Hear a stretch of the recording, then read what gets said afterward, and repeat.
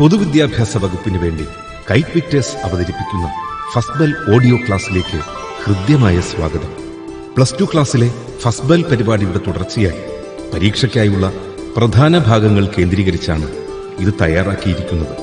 Class കേൾക്കുമ്പോൾ പാഠപുസ്തകം കൂടി മുന്നിലുണ്ടായിരിക്കുന്നത് ഏറെ ഗുണകരമായിരിക്കും. പ്രിയപ്പെട്ട കുട്ടികളെ, 2ാം വർഷ higher secondary business studies revision ക്ലാസ്സുകളിലേക്ക് എല്ലാവർക്കും സ്നേഹപൂർവ്വം സ്വാഗതം. നിങ്ങൾക്ക് എല്ലാവർക്കും അറിയാവുന്നതുപോലെ ബിസിനസ് സ്റ്റഡീസിന് 120 മാർക്കിൻ്റെ ചോദ്യങ്ങളാണ് ഉണ്ടാവുക. അതിൽ 80 മാർക്കിൻ്റെ ചോദ്യങ്ങളാണ് നിങ്ങൾ ഉത്തരം എഴുതേണ്ടത്. പുതിയ വർഷത്തെ പരീക്ഷാ മാതൃകളൊക്കെ ഇതിനകം തന്നെ നിങ്ങൾ പരിചയപ്പെട്ട് കഴിഞ്ഞിട്ടുണ്ടാവുമെന്ന് വിചാരിക്കുന്നു. ഞാൻ എന്നെ സ്വയം പരിചയപ്പെടുത്താം. എൻ്റെ പേര് ഷിവി കൃഷ്ണൻ. വയനാട് ജില്ലയിലെ മീനങ്ങാടി ഗവൺമെൻറ് ഹയർ സെക്കൻഡറി സ്കൂളിലെ പ്രിൻസിപ്പളും കൊമേഴ്സിന് അധ്യാപകനുമാണ്. നമ്മൾ പ്രധാനപ്പെട്ട പഠന ആശയങ്ങളും അതോടൊപ്പം തന്നെ ചില ചോദ്യങ്ങളും പരിചയപ്പെടാനാണ് വിചാരിക്കുന്നത്. ഇതിനകം തന്നെ നിങ്ങളെല്ലാവരും ബിസിനസ് സ്റ്റഡീസിലെ പാഠഭാഗങ്ങളെല്ലാം പഠിച്ചു കഴിഞ്ഞിട്ടുണ്ടാവുമെന്ന് വിചാരിക്കുകയാണ്. നമുക്കറിയാം ഫോക്കസ് ഏരിയ ഉണ്ട്, നമുക്ക് നോൺ ഫോക്കസ് ഏരിയ ഉണ്ട് അല്ലേ. അപ്പോൾ ഫോക്കസ് ഏരിയയിൽ നിന്നും നോൺ ഫോക്കസ് ഏരിയയിൽ നിന്നുള്ള ചോദ്യങ്ങൾ പഠിച്ചാലേ നമുക്ക് ഈ വർഷം മുഴുവൻ മാർക്ക് വാങ്ങാൻ വേണ്ടി പറ്റുള്ളൂ. ചോദ്യ മാതൃകളൊക്കെ നിങ്ങൾ ഇതിനകം തന്നെ കണ്ടു കഴിഞ്ഞിട്ടുണ്ടാവുമെന്ന് വിചാരിക്കുകയാണ്. നമ്മുടെ ബിസിനസ് സ്റ്റഡീസിൽ നമ്മൾ പ്രധാനമായിട്ട് പഠിക്കുന്ന മാനേജ്മെൻ്റ് ആണ് അല്ലേ. അപ്പം മാനേജ്മെൻ്റ് ആണ് നമ്മുടെ പഠന വിഷയം. ഈ മാനേജ്മെൻറ്റിലെ 1ാമത്തെ unit nature and significance of management ആണ്. Nature and significance of management എന്ന നമ്മളുടെ ഈ യൂണിറ്റിൽ നമ്മൾ എന്താണ് മാനേജ്മെൻറ്റ് എന്ന് പഠിക്കുന്നു. എന്തായിരുന്നു മാനേജ്മെൻറ്റ്? ഓർമ്മയുണ്ടോ? Management is the process of getting things done through others with the aim of achieving organisational goals effectively and efficiently. ഫലപ്രദമായും കാര്യക്ഷമമായും ലക്ഷ്യങ്ങൾ നേടിയെടുക്കാൻ വേണ്ടി മറ്റുള്ളവരെ കൊണ്ട് അവരുടെ പ്രയത്നത്തെ നമ്മുടെ ലക്ഷ്യത്തിലേക്ക് എത്തിക്കുന്നതാണ് എന്തെന്ന് പറയുന്നത് മാനേജ്മെൻ്റ് എന്ന് പറയുന്നത്. എന്തൊക്കെയായിരുന്നു മാനേജ്മെൻറ്റിൻ്റെ പ്രത്യേകതകൾ? ഗോൾ ഓറിയൻറ്റഡ് ആണ്, ലക്ഷ്യോന്മുഖമാണ്, പെർവേസീവാണ്, സർവ്വവ്യാപിയാണ്, മൾട്ടി ഡയമെൻഷണൽ, 3 ഡയമെൻഷൻസ് ഉണ്ട് അല്ലേ. Management of people, management of activity, management of work. Then continuous process, നിരന്തരമായ പ്രക്രിയയാണ്, ഗ്രൂപ്പ് പ്രവർത്തനമാണ്, ഡൈനാമിക് ഫംഗ്ഷനാണ്, ഇൻടാഞ്ചിബിൾ ഫോഴ്സാണ്. നമ്മൾ മാനേജ്മെൻറ്റിൻ്റെ പ്രത്യേകതകളൊക്കെ പഠിച്ചു കഴിഞ്ഞതാണ് അല്ലേ. ഇനിയും നമുക്ക് പ്രധാനപ്പെട്ട മറ്റൊരു പഠനാശയം എന്ന് പറയുന്നത് എന്താണ് മാനേജ്മെൻറ്റിൻ്റെ ഒബ്ജക്റ്റീവ് എന്നുള്ളതാണ്. എന്തായിരിക്കും മാനേജ്മെൻറ്റ് ഒബ്ജക്റ്റീവ്സ്? മാനേജ്മെൻറ്റിൻ്റെ ഒബ്ജക്റ്റീവ്സ് പ്രധാനമായിട്ടും 3 ഒബ്ജക്റ്റീവ്സ് ആണ് മാനേജ്മെൻറ്റ് ഉള്ളത് നമുക്കറിയാം. ഒന്ന് ഓർഗനൈസേഷണൽ ഒബ്ജക്റ്റീവ്സ് ആണ്, അല്ലെങ്കിൽ സ്ഥാപനപരമായ ലക്ഷ്യമാണ്. മറ്റൊന്ന് സോഷ്യൽ ഒബ്ജക്റ്റീവാണ്, അഥവാ സാമൂഹികമായ ലക്ഷ്യമാണ്. 3ാമത്തേത് പേഴ്സണൽ ഒബ്ജക്റ്റീവാണ്, അഥവാ വ്യക്തിഗതമായ ലക്ഷ്യങ്ങളാണ്. എന്താ ഓർഗനൈസേഷണൽ ഒബ്ജക്റ്റീവ്സ് എന്ന് വെച്ചാൽ? That is the objectives set by management for the organisation are called organisational objective. 3 organisational ഒബ്ജക്റ്റീവ്സാണ് നമുക്കുള്ളത് അല്ലേ. ഏതൊക്കെയാത്? Survival, profit, growth. ഈ 3 ഓർഗനൈസേഷണൽ ഒബ്ജക്റ്റീവ്സ് നേടിയെടുക്കാൻ വേണ്ടിയുള്ള ശ്രമമാണ് ആര് നടത്തുന്നത്? മാനേജ്മെൻറ്റ് നടത്തുന്നത്. 2ാമത്തെ ഒബ്ജക്റ്റീവ് എന്താണ്? സോഷ്യൽ ഒബ്ജക്റ്റീവാണ്. ഒരു സമൂഹത്തിൽ നിലനിൽക്കുന്ന ഒരു സ്ഥാപനം എന്ന നിലയിൽ വലിയ പ്രാധാന്യമുണ്ട് ബിസിനസ്സിന്. എന്താ പ്രാധാന്യം? സമൂഹത്തിലെ റിസോഴ്സ് ഉപയോഗപ്പെടുത്തുന്നു. അപ്പോൾ അതുകൊണ്ട് തന്നെ എന്ത് ചെയ്യാൻ പാടില്ല? A business should conduct the activities to fulfil the expectation of society. Undesirable activities should not be undertaken for maximization of profit. ലാഭം ലക്ഷ്യമാണ്, പക്ഷേ ഏത് വിധേനയും ലാഭം ഉണ്ടാക്കാൻ പാടുണ്ടോ? ഇല്ല. അപ്പോൾ സമൂഹത്തിന് ദോഷകരമാവുന്ന കാര്യങ്ങളൊന്നും ചെയ്യാൻ പാടില്ല. 2ാമത്തെ ഒബ്ജക്റ്റീവ് സോഷ്യൽ ഒബ്ജക്റ്റീവ്. 3ാമത്തേത് പേഴ്സണൽ ഒബ്ജക്റ്റീവാണ്. പേഴ്സണൽ ഒബ്ജക്റ്റീവ്സ് എന്താണ്? പേഴ്സണൽ ഒബ്ജക്റ്റീവ്സ് എന്ന് വെച്ചാൽ the management must reconcile personal goals with organisational objectives to have harmony in the organisation. ഒരു വ്യക്തിയെ സംബന്ധിച്ചിടത്തോളം അയാൾക്ക് ഒരുപാട് വ്യക്തിഗതമായ ലക്ഷ്യങ്ങളുണ്ടാവും. അപ്പോൾ സ്ഥാപനത്തിലെ തൊഴിലാളികൾ ഓരോരുത്തരും ഇതുപോലെ വ്യക്തിഗതമായ ലക്ഷ്യങ്ങളുള്ള മനുഷ്യരാണല്ലേ. അപ്പോൾ അതിന് വലിയ പ്രാധാന്യമുണ്ട്. അപ്പോൾ അതുകൊണ്ട് തന്നെ ആ പേഴ്സണൽ ഒബ്ജക്റ്റീവ്സിനെയും മാനേജ്മെൻറ്റ് പരിഗണിച്ച് പോകേണ്ടതുണ്ട്. ഓർഗനൈസേഷണൽ ഒബ്ജക്റ്റീവ്സ് ഉണ്ട്, സോഷ്യൽ ഒബ്ജക്റ്റീവ്സ് ഉണ്ട്, പേഴ്സണൽ ഒബ്ജക്റ്റീവ്സും ഉണ്ട്. ഇനി ഈ പാഠഭാഗത്ത് നമ്മൾ മാനേജ്മെൻറ്റിൻ്റെ പ്രകൃതമാണ് നമ്മൾ ചർച്ച ചെയ്യുന്ന മറ്റൊരു പ്രധാനപ്പെട്ട മേഖല എന്ന് പറയുന്നത്. മാനേജ്മെൻറ്റിൻ്റെ പ്രകൃതം എന്ന് പറയുമ്പോൾ 3 തരത്തിൽ നമ്മൾ പറയാറുണ്ട്. ഒന്ന്, മാനേജ്മെൻറ്റ് ഒരു ആർട്ടാണ്. 2ാമത് മാനേജ്മെൻറ്റ് ഒരു സയൻസാണ്. 3ാമത് മാനേജ്മെൻറ്റ് ഒരു പ്രൊഫഷനാണ്. മാനേജ്മെൻറ്റ് ഒരു കലയാണ്, മാനേജ്മെൻറ്റ് ഒരു ശാസ്ത്രമാണ്, മാനേജ്മെൻറ്റ് ഒരു വിദഗ്ധ തൊഴിലാണ്. എന്താണ് മാനേജ്മെൻറ്റ് ആർട്ടാണെന്ന് പറയാനുള്ള കാരണം? Management is an art because a manager uses his skills and knowledge in his day-to-day activities for achieving the goals of the organization. ഒരു സ്ഥാപനത്തിന്റെ ലക്ഷ്യം നേടിയെടുക്കാൻ വേണ്ടി മാനേജർ അയാളുടെ സ്കില്ലും നോളജും ഒക്കെ എന്ത് ചെയ്യുന്നു, ഉപയോഗപ്പെടുത്തുന്നു. അപ്പോൾ അതുകൊണ്ട് തന്നെയാണ് ഒരു ആൾക്കുള്ള സ്കില്ലായിരിക്കണമെന്നില്ല അടുത്ത ആൾക്കുള്ള സ്കില്ല്. അപ്പോൾ ഒരു മാനേജറും അടുത്ത മാനേജറും വ്യത്യാസപ്പെടാനുള്ള കാരണവും അത് തന്നെയാണ്. അപ്പം അങ്ങനെയെങ്കിൽ മാനേജ്മെന്റിന് ഒരു ആർട്ട് നിലയിൽ എന്തെല്ലാം സ്വഭാവങ്ങളുണ്ടാവും നമുക്ക് നോക്കാം. 3 കാര്യങ്ങളാണ് പറയുന്നത്. ഒന്ന്, എക്സിസ്റ്റൻസ് ഓഫ് തിയററ്റിക്കൽ നോളേജ്, ഒരു തിയററ്റിക്കൽ നോളജിന്റെ പിൻബലം ഉണ്ടാകണം. രണ്ടാമത്, പേഴ്സണലൈസ്ഡ് ആപ്ലിക്കേഷൻ.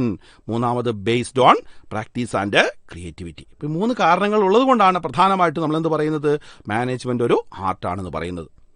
രണ്ടാമത്, മാനേജ്മെന്റ് ഒരു ശാസ്ത്രമാണോ അല്ലെങ്കിൽ ശാസ്ത്രമാണ്, ശാസ്ത്രം എന്ന നിലയിൽ എങ്ങനെയാണ് മാനേജ്മെന്റ് നമ്മൾ സൂചിപ്പിക്കുന്നത്? എന്താണ് ശാസ്ത്രം അഥവാ സയൻസ് എന്ന് പറഞ്ഞാൽ? Science is A systematically organised body of knowledge.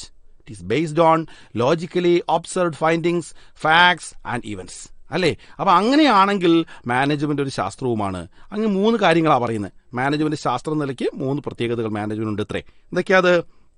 സിസ്റ്റമാറ്റൈസ്ഡ് body of knowledge, principles based on experimentation, universal validity. വളരെ കൃത്യമായി ക്രമാനുഗതമായിട്ടുള്ള അറിവിന്റെ കൂമ്പാരമാണ്. അതോടൊപ്പം തന്നെ പ്രിൻസിപ്പിൾസ് ബേസ്ഡ് ഓൺ എക്സ്പെരിമെന്റേഷൻ എന്ന് പറഞ്ഞാൽ പരീക്ഷണ നിരീക്ഷണങ്ങളിലൂടെയാണ് ഓരോ തത്വങ്ങളെയും ഡെവലപ്പ് ചെയ്തിട്ടുള്ളത്.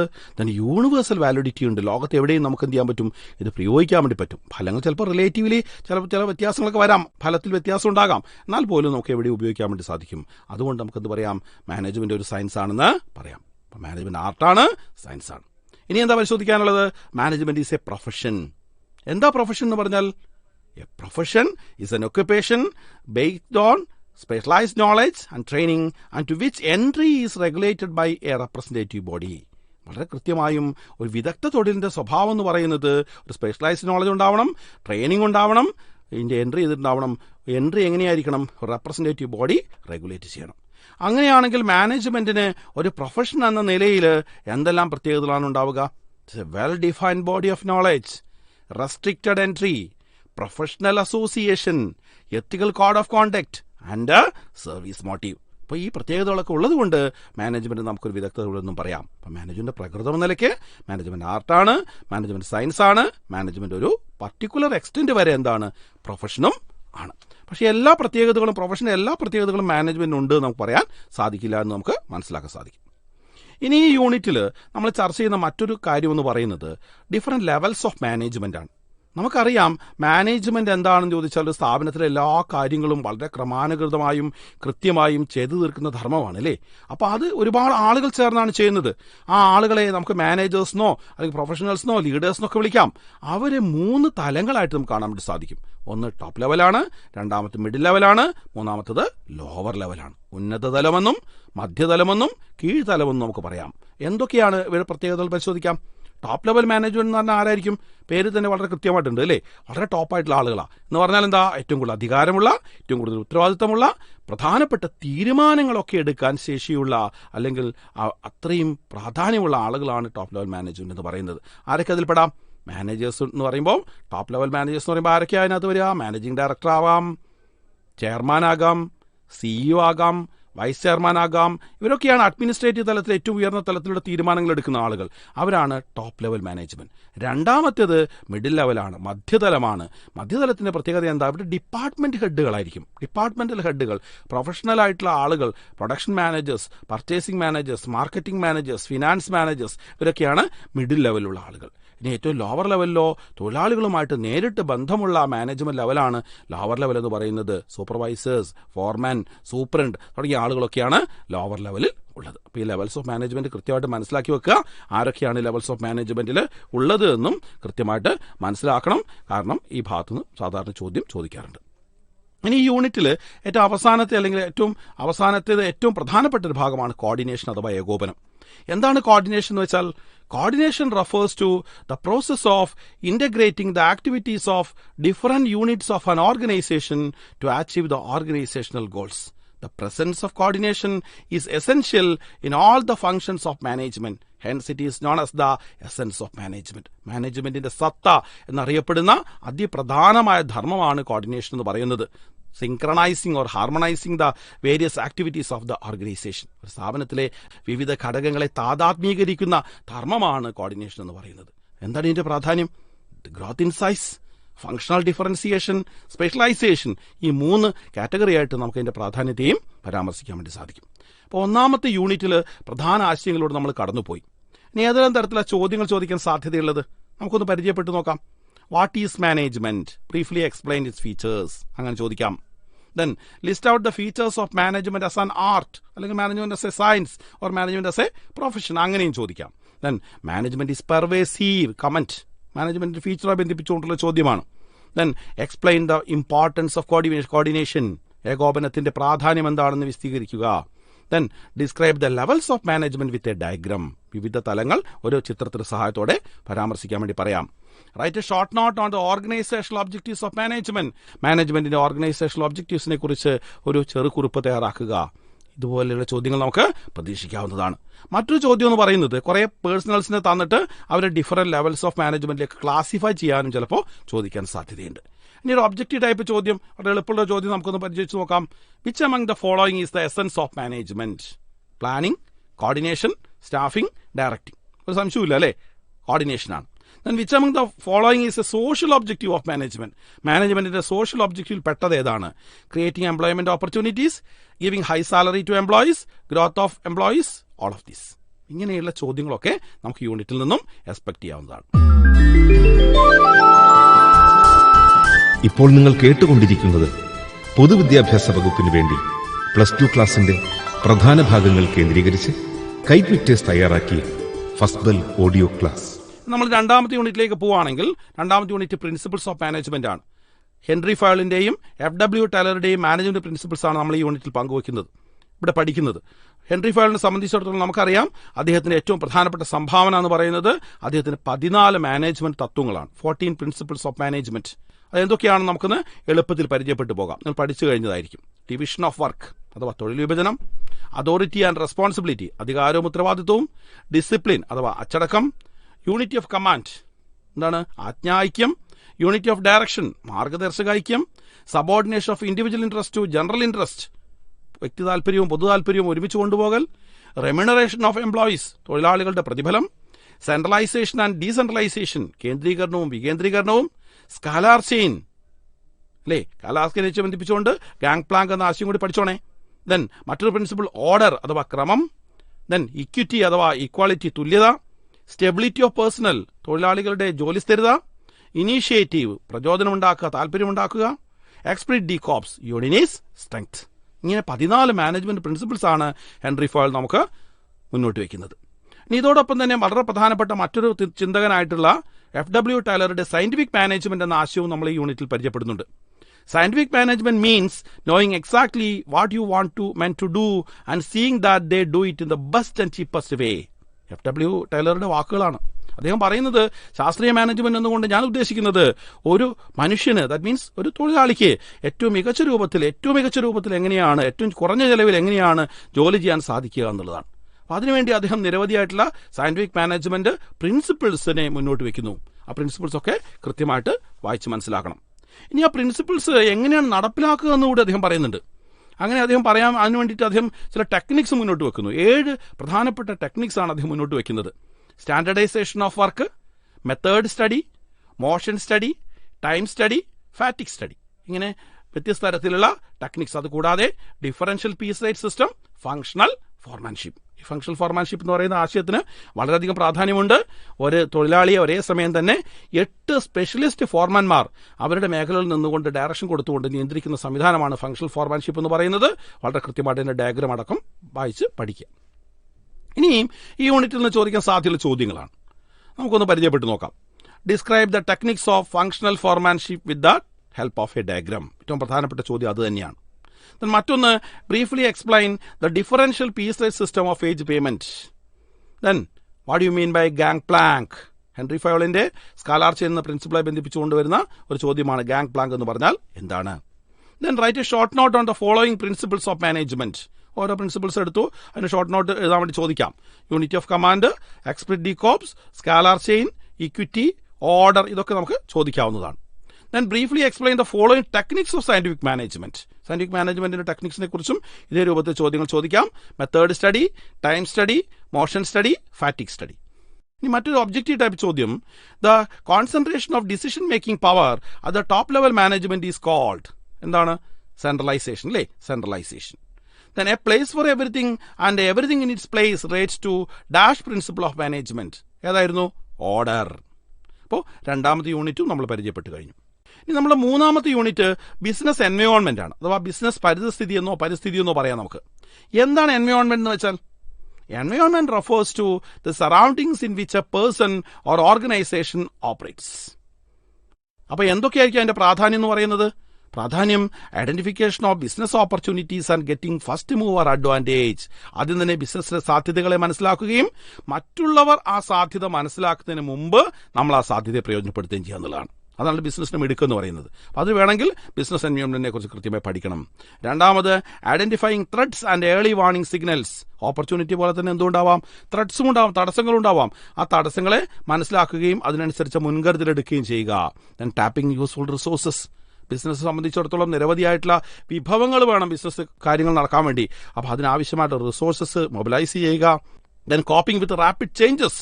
വളരെ പെട്ടെന്നുള്ള മാറ്റങ്ങളോട് പൊരുത്തപ്പെടുക. Assisting in planning and policy formulation. ആസൂത്രണത്തിലും അതുപോലെ തന്നെ നയങ്ങൾ രൂപീകരിക്കുന്നതിലും ആവശ്യമായ സഹായങ്ങൾ നൽകുക. ഹെൽപ്സ് ഇൻ ഇംപ്രൂവിംഗ് പെർഫോമൻസിനെ മെച്ചപ്പെടുത്താൻ ആവശ്യമായ സഹായങ്ങൾ നൽകുക. ഇങ്ങനെ വ്യത്യസ്ത തരത്തിൽ 6 പ്രാധാന്യത്തോടു കൂടിയാണ് നമ്മൾ 6 പ്രധാനപ്പെട്ട ഹെഡിങ്ങിലൂടെയാണ് നമ്മൾ ബിസിനസ് എൻവയോൺമെന്റിന്റെ പ്രാധാന്യത്തെ വിശദീകരിക്കുന്നത്.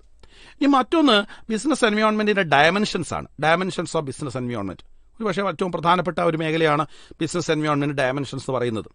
6 ഡയമെൻഷൻസിനാണ് ബിസിനസ് എൻവയോൺമെന്റ് പ്രധാനമായിട്ടുള്ളത്. ഒന്ന് ഇക്കണോമിക് എൻവയോൺമെന്റ് ആണ്, അഥവാ സാമ്പത്തിക പരിസ്ഥിതി. രണ്ടാമത് സോഷ്യൽ എൻവയോൺമെന്റ് അഥവാ സാമൂഹിക പരിസ്ഥിതി. മൂന്നാമത്തെ ടെക്നോളജിക്കൽ എൻവയോൺമെന്റ് അഥവാ സാങ്കേതിക പരിസ്ഥിതി. നാലാമത്തത് പൊളിറ്റിക്കൽ എൻവയോൺമെന്റ് അഥവാ രാഷ്ട്രീയ പരിസ്ഥിതി. ഏറ്റവും അവസാനത്തത് ലീഗൽ എൻവയോൺമെന്റ് അഥവാ നിയമ പരിസ്ഥിതി. അപ്പോൾ വ്യത്യസ്ത തരത്തിലുള്ള ഈ ബിസിനസ് എൻവയോൺമെന്റിന്റെ ഡയമെൻഷൻസിനെയും അതുമായി ബന്ധിപ്പിച്ച് വരുന്ന വിവിധ ഘടകങ്ങൾ എക്കണോമിക് എൻവയോൺമെന്റിൽ എന്തൊക്കെയാണ് വരുന്നത്? Change in interest rate, change in tax rate, economic policy of government, ഇതൊക്കെ ഏതിലാണ് വരുന്നത്? ഇക്കണോമിക് എൻവയോൺമെന്റിലാണ്. ദെൻ സോഷ്യൽ എൻവയോൺമെന്റിലോ മനുഷ്യന്റെ ജീവിതത്തിലുണ്ടാകുന്ന വ്യത്യാസങ്ങളാണ്. ജീവിതശൈലിയിലുണ്ടാകുന്ന വ്യത്യാസം വരാം, കസ്റ്റംസിലുണ്ടാകുന്ന വ്യത്യാസം, ട്രഡീഷൻസിലുണ്ടാകുന്ന വ്യത്യാസം ഒക്കെ ഏതിൽ വരുന്നതാണ്? സോഷ്യൽ എൻവയോൺമെന്റിൽ വരുന്നതാണ്. ഇനി സയൻസിന്റെയും സാങ്കേതിക വിദ്യയുടെ ഉണ്ടാകുന്ന മാറ്റങ്ങളാണ് ഇതിൽ വരുന്നത് ടെക്നോളജിക്കൽ എൻവയോൺമെന്റിൽ. പൊളിറ്റിക്കൽ എൻവയോൺമെന്റ് എന്ന് പറഞ്ഞാൽ ഭരിക്കുന്ന പാർട്ടിയുടെ ഐഡിയോളജി, അവരെടുക്കുന്ന തീരുമാനങ്ങൾ, നയങ്ങളൊക്കെ ഇതിന്റെ ഭാഗമായിട്ട് വരാം, പൊളിറ്റിക്കൽ എൻവയോൺമെന്റിന്റെ ഭാഗമായിട്ട് വരാം. ദെൻ ലീഗൽ എൻവയോൺമെന്റ് എന്താണ്? നമ്മുടെ നാട്ടിൽ നിലനിൽക്കുന്ന നിയമങ്ങളാണ്. ആ നിയമങ്ങൾ അനുസരിക്കാൻ എല്ലാവരും ബാധ്യസ്ഥരാണ്. അതുപോലെ തന്നെ ലീഗൽ എൻവയോൺമെന്റും മറ്റ് ഇമ്പോർട്ടൻ്റ് ആയിട്ടുള്ള ഒരു ഘടകമാണ്. ഇനി ഈ യൂണിറ്റിൽ മറ്റൊരു പ്രധാനപ്പെട്ട മേഖല എന്ന് പറയുന്നത് 1991 ഇൻഡസ്ട്രിയൽ പോളിസിയാണ്. ഈ ഇൻഡസ്ട്രിയൽ പോളിസിയുടെ 3 അടിസ്ഥാന ശിലകൾ എന്ന് പറയുന്നത് ലിബറലൈസേഷനും പ്രൈവറ്റൈസേഷനും ഗ്ലോബലൈസേഷനുമാണ്. നിങ്ങളൊരു പക്ഷേ നിരവധി തവണ നിങ്ങൾ കേട്ടിട്ടുണ്ടാവും. ആഗോളവൽക്കരണം, ഉദാരവൽക്കരണം, സ്വകാര്യവൽക്കരണം, അല്ലേ? LPG എന്ന് നമ്മൾ പറയാം. L for liberalisation, P for privatisation and G for globalisation. ഈ ആശയം കൂടി കൃത്യമായിട്ട് മനസ്സിലാക്കി പോവുക. ഇനി എന്തൊക്കെയായിരിക്കും നമ്മൾ ചോദിക്കാൻ സാധ്യതയുള്ള ചോദ്യങ്ങൾ? ഒന്നാമത് അവസാനം പറഞ്ഞു നിർത്തിയത് തന്നെയാണ് ലിബറലൈസേഷൻ, പ്രൈവറ്റൈസേഷൻ, ഗ്ലോബലൈസേഷൻ. ഇവ സംബന്ധിച്ച് നോട്ട് എഴുതാൻ ചോദിക്കാം. Then briefly explain different dimensions of business environment. Business environment different dimensions ചോദിക്കാം. Then describe the importance of business environment. Business environmentന്റെ പ്രാധാന്യവും ചോദിക്കാം. അതോടൊപ്പം തന്നെ ഇവിടെ മാച്ച് ദ ഫോളോയിങ് ചോദ്യം ചോദിക്കാനുള്ള സാധ്യതയുള്ളത് വിവിധ ഉദാഹരണങ്ങൾ തന്നിട്ട് അത് ഏത് ഡയമെൻഷനുമായി ബന്ധിപ്പിച്ചുകൊണ്ടുള്ളതാണെന്ന് ചോദിക്കാം. For example, change in interest rates, change in life style, companies act 2013, stability of government, change in technology എന്നൊക്കെ പറഞ്ഞിട്ട് അത് ഏത് എൻവയോൺമെന്റ് ആണ്? ടെക്നോളജിക്കൽ എൻവയോൺമെന്റ് ആണോ? ഇക്കണോമിക് എൻവയോൺമെന്റ് ആണോ? സോഷ്യൽ എൻവയോൺമെന്റ് ആണോ? ലീഗൽ എൻവയോൺമെന്റ് ആണോ? പൊളിറ്റിക്കൽ എൻവയോൺമെന്റ് ആണോ? മാച്ച് ദ ഫോളോയിങ് ക്വസ്റ്റ്യൻ ചോദിക്കാനുള്ള സാധ്യതയുള്ള ഒരു മേഖലയാണ്. ഇനി അതേപോലെ തന്നെ ഒബ്ജക്റ്റീവ് ടൈപ്പ് ചോദ്യങ്ങളാണ് ചോദിക്കേണ്ടതെങ്കിൽ in the new economic policy 1991 LPG stands for. എന്താണ് L സൂചിപ്പിക്കുന്നത്? എന്താണ് P സൂചിപ്പിക്കുന്നത്? എന്താണ് G സൂചിപ്പിക്കുന്നത്? Change the fashion of people relates to dash dimension of business environment. ഏതാണ് നമുക്കറിയാം, അല്ലേ? ഏതാണ്? സോഷ്യൽ എൻവയോൺമെന്റ് ആണ്. ഇനി നമ്മളുടെ പാഠഭാഗത്ത് 4ാമത്തെ യൂണിറ്റിലേക്ക് നമുക്ക് പോകാം. 4ാമത്തെ യൂണിറ്റ് പ്ലാനിംഗ് ആണ്. 4 മുതലുള്ള യൂണിറ്റുകളുടെ പ്രത്യേകത മാനേജ്മെന്റിന്റെ ധർമ്മങ്ങളാണ് നമ്മൾ യൂണിറ്റുകളായിട്ട് വരുന്നത്. പ്ലാനിംഗ് എന്താണ്? പ്ലാനിംഗ് അഥവാ ആസൂത്രണം. എന്താണ് planning? Deciding in advance what is to be done, when is to be done, how is to be done, and by whom it is to be done, so that it is the process of thinking before doing. അല്ലേ? ഒരു മാനസിക ധർമ്മമാണെന്ന് പറയുന്നത്. ആലോചനകൾ നടത്തുകയാണ്. നാളെ എന്താണ് ചെയ്യേണ്ടതെന്ന് മുൻകൂട്ടി ആലോചിക്കലാണ് പ്ലാനിങ്. അപ്പം അങ്ങനെയാണെങ്കിൽ അതൊരു മെൻ്റൽ പ്രോസസ്സാണ്. എന്തായിരിക്കും പ്ലാനിങ്ങിൻ്റെ പ്രാധാന്യം? It provides direction. നമുക്ക് ദിശാബോധം നൽകുന്നു. പ്രവർത്തിക്കാൻ ആവശ്യമായ ദിശാബോധം നൽകുന്നത് ആസൂത്രണമാണ്. Reduces uncertainty. അനിശ്ചിതാവസ്ഥ ഇല്ലാതാക്കുന്നു. Reduces overlapping and wasteful activities. Overlapping ആക്ടിവിറ്റീസിനെയും വേസ്റ്റ്ഫുൾ ആക്ടിവിറ്റീസിനെയും ഇല്ലാതെയാക്കുന്നു. Promotes innovation and creativity. സർഗാത്മകതയെ പരിപോഷിപ്പിക്കുന്നു. Facilitates decision making. തീരുമാനമെടുക്കാൻ വേണ്ടിയിട്ടുള്ള സംവിധാനം ഒരുക്കുന്നു. Establishes standards for control. നിയന്ത്രണത്തിന് ആവശ്യമായ സംവിധാനം ഒരുക്കുന്നു. എന്തൊക്കെയായിരിക്കും പ്ലാനിങ്ങിൻ്റെ features? Focus on objectives, primary function of management, pervasive, continuous process, futuristic, involves decision making and mental exercise. ലക്ഷ്യോന്മുഖമാണ്, പ്രാഥമിക ധർമ്മമാണ്. കാരണം അടിസ്ഥാനപരമായിട്ടുള്ള ധർമ്മമാണ്. നമ്മൾ പറയും ഫൗണ്ടേഷൻ സ്റ്റോണാന്ന് പറയും. അതിന് മുകളിൽ നിന്നാണ് ബാക്കി എല്ലാ ധർമ്മങ്ങളും ഉണ്ടാവുന്നത്. ദെൻ പെർവേസീവാണ്, എല്ലായിടത്തുമുണ്ട്, തുടർച്ചയാണ്, ഭാവിയെ ലക്ഷ്യമാക്കിയുള്ളതാണ്, തീരുമാനങ്ങൾ ഇൻവോൾവ് ചെയ്യുന്നതാണ്, മാനസിക പ്രക്രിയയാണ്. ഈ പ്ലാനിങ് പ്രോസസ്സ് എങ്ങനെയാണ് നടക്കുന്നതെന്നുള്ള, പ്ലാനിങ് ഒരു മെൻ്റൽ എക്സസൈസാണ് നമ്മൾ പറഞ്ഞു. അപ്പോൾ അത് ഓരോ സ്റ്റെപ്പ് ബൈ സ്റ്റെപ്പായിട്ടാണ് നടക്കുന്നത്. അപ്പോൾ എങ്ങനെയാണ് പ്ലാനിങ് പ്രോസസ്സ് നടക്കുന്നത്?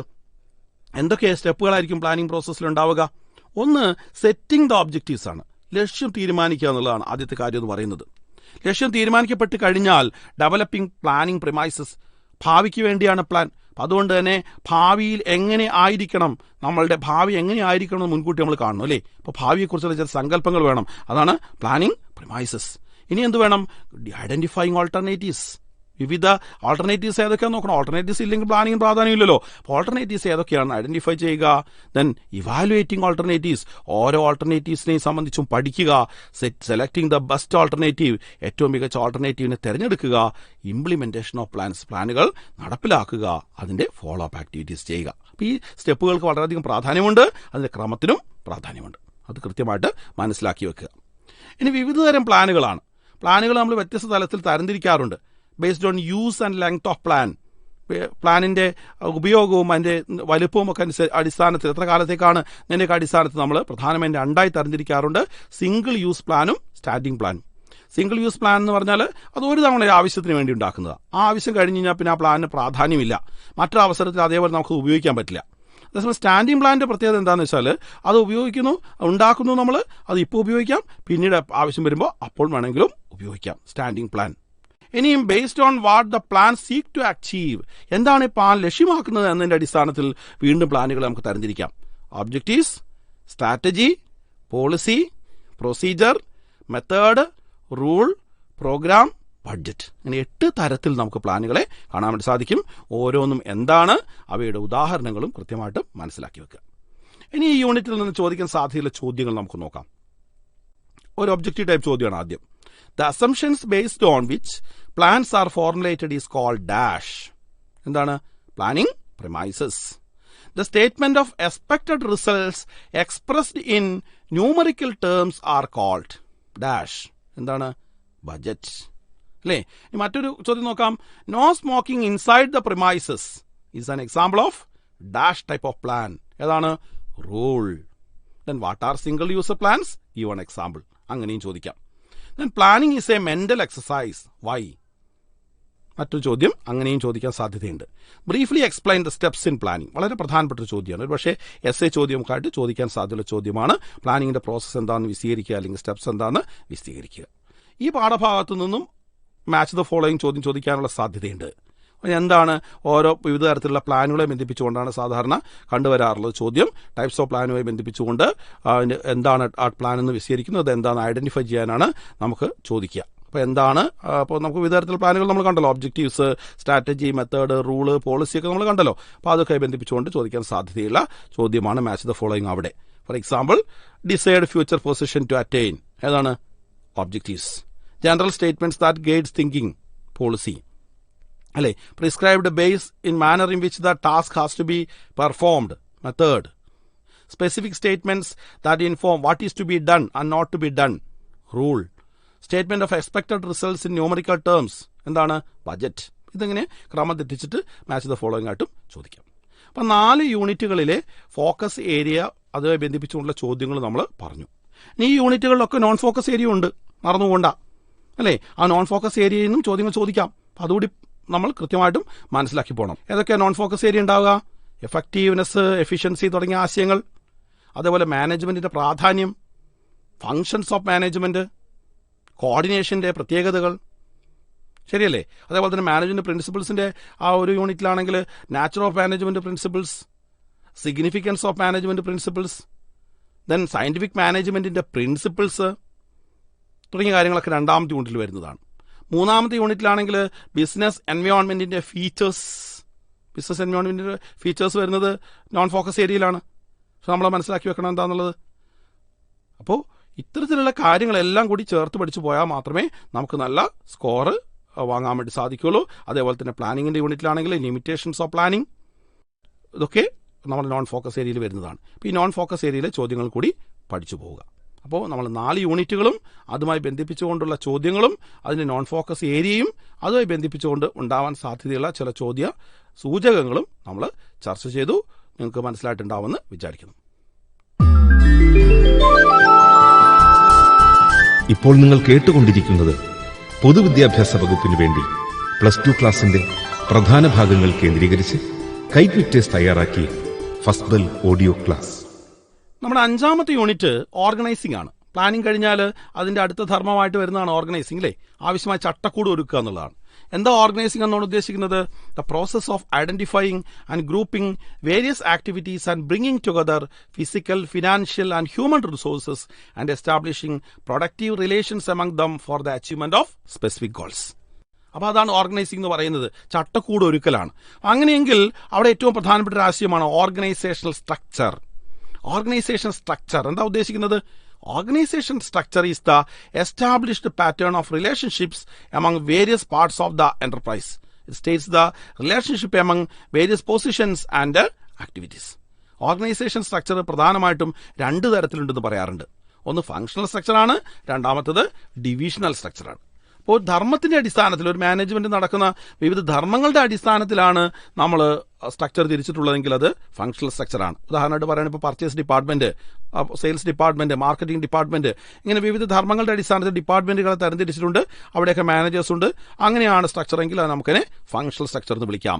പിന്നെ അതേസമയം ഒന്നിൽ കൂടുതൽ പ്രോഡക്ട്സ് ഒക്കെ ഉണ്ടാക്കുന്ന സ്ഥാപനങ്ങളുണ്ടെങ്കിൽ, ഇപ്പോൾ സിമെന്റും ടെക്സ്റ്റൈൽസും ഫുഡ് പ്രോഡക്ട്സും ഒക്കെ ഉണ്ടാകുന്ന സ്ഥാപനങ്ങളുണ്ടാവും. അപ്പോൾ ഓരോ പ്രോഡക്റ്റിന് വേണ്ടി ഒരു ഡിപ്പാർട്ട്മെന്റ് ക്രിയേറ്റ് ചെയ്തിട്ടുണ്ടെങ്കിൽ നമ്മൾ എന്ത് വിളിക്കാനേ? ഡിവിഷണൽ സ്ട്രക്ചർ എന്ന് വിളിക്കാം. അപ്പോൾ ഫങ്ഷണൽ സ്ട്രക്ചറും ഡിവിഷണൽ സ്ട്രക്ചറും. മറ്റൊരു പ്രധാനപ്പെട്ട ആശയം യൂണിറ്റിലുള്ളത് ഫോർമൽ ഓർഗനൈസേഷനും ഇൻഫോർമൽ ഓർഗനൈസേഷനുമാണ്. ഔപചാരിക സംഘടനയും അനൗപചാരിക സംഘടനയും. എന്തായിരിക്കും ഔപചാരിക സംഘടന? It refers to the structure of relationships deliberately designed by the top management to attain the objectives. Here the responsibility, authority, etc. will be specified. അപ്പോൾ ഔപചാരിക സംഘടനയുടെ പ്രത്യേകത എന്താണെന്ന് വെച്ചാൽ ഡെലിബറേറ്റ് ആണ്, മനഃപൂർവ്വമായി സൃഷ്ടിക്കുന്നതാണ്. എങ്ങനെ ഉണ്ടാവുന്നതല്ല, കാഷ്വലായിട്ട് ഉണ്ടാവുന്നതല്ല. Then informal organization, the network of personal and social relationships on the basis of friendship and common interests are called informal organization. അനൗപചാരിക സംഘടന. Informal organization structure is developed within the formal organization spontaneously. ഒരു formal ഓർഗനൈസേഷന്റെ ഉള്ളിലാണ് സാധാരണ എന്തുണ്ടാവുന്നത്? Informal organisation ഉണ്ടാവുന്നത്. സൗഹൃദത്തിന്റെ അടിസ്ഥാനത്തിലും ബന്ധങ്ങളുടെ അടിസ്ഥാനത്തിലൊക്കെ ഉണ്ടാവുന്നതാണ് ഇൻഫോർമൽ ഓർഗനൈസേഷൻ. അവിടെ യാതൊരു തരത്തിലുള്ള ഔപചാരിക പരിവേഷവും ഇല്ല. അധികാരത്തിനും ഉത്തരവാദിത്തത്തിനും പ്രശ്നവും അങ്ങനെ ക്ലിയർ ആയിട്ട് സ്പെസിഫൈ ചെയ്യാൻ നമുക്ക് പറ്റില്ല. ഫോർമൽ ആൻഡ് ഇൻഫോർമൽ ഓർഗനൈസേഷൻ രണ്ട് നമ്മൾ പരിചയപ്പെട്ടു, അല്ലേ?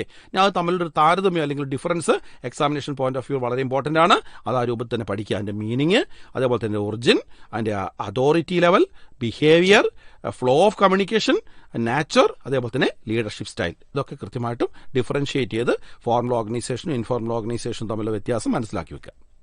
ഈ പാഠത്തിലെ മറ്റൊരു ആശയമാണ് ഡെലിഗേഷൻ ഓഫ് അതോറിറ്റി, അല്ലെങ്കിൽ ഡെലിഗേഷൻ എന്ന് പറയാം, അധികാര കൈമാറ്റം. എന്താ ഡെലിഗേഷൻ എന്ന് വെച്ചാൽ?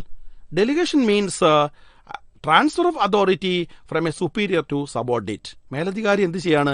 അദ്ദേഹത്തിന്റെ അധികാരം താഴെയുള്ള ഒരാൾക്ക് നൽകുന്നതിനെയാണ് ഡെലിഗേഷൻ എന്ന് വിളിക്കുന്നത്. 3 പ്രധാനപ്പെട്ട ഇലമെന്റ്സ് ആണ് ഡെലിഗേഷൻ ഉള്ളത്. ഒന്ന് അതോറിറ്റി അഥവാ അധികാരം, രണ്ടാമത് റെസ്പോൺസിബിലിറ്റി അഥവാ ഉത്തരവാദിത്തം, മൂന്നാമത്തത് അക്കൗണ്ടബിലിറ്റി അഥവാ പ്രതിബദ്ധത. എന്താണ് അധികാരം എന്ന് പറഞ്ഞാൽ? It is the right of an individual to command the subordinates and to take action within the limits of his position. രണ്ടാമത്തെ റെസ്പോൺസിബിലിറ്റിയാണ്. It is the obligation of a subordinate to perform the duties assigned. It always moves upwards and cannot be delegated. Accountability എന്ന് എന്തായിരിക്കും? Accountability means answerability for the final outcome of the assigned task cannot be delegated and flows upwards. അപ്പോൾ എന്താ delegate ചെയ്യാൻ പറ്റുള്ളൂ? Authority മാത്രമേ delegate ചെയ്യാൻ പറ്റുള്ളൂ. റെസ്പോൺസിബിലിറ്റിയും അക്കൗണ്ടബിലിറ്റിയും നമുക്ക് എന്ത് ചെയ്യാൻ പറ്റില്ല? ഒരിക്കലും ഡെലിഗേറ്റ് ചെയ്യാൻ പറ്റില്ല. ഇത്രയാണ് പ്രധാനപ്പെട്ട ആശയങ്ങൾ ഓർഗനൈസിംഗ് എന്ന് പറയുന്ന യൂണിറ്റിലുള്ളത്. അപ്പോൾ അതിൽ നമുക്ക് എന്തൊക്കെ ചോദ്യങ്ങളാണ് പ്രതീക്ഷിക്കാവുന്നത്? നമുക്ക് നോക്കാം. The suitable structure for an organization where a large variety of products are produced is dash. ഒരുപാട് ഉൽപ്പന്നം ഉണ്ടാക്കുന്നുണ്ടെങ്കിൽ ഏതായിരിക്കും ഫലപ്രദമായിട്ടുള്ള സ്ട്രക്ചർ? ഡിവിഷണൽ സ്ട്രക്ചറാണ്. Then the obligation of a subordinate to properly perform the assigned duty is called a responsibility. Then what do you mean by organizational structure?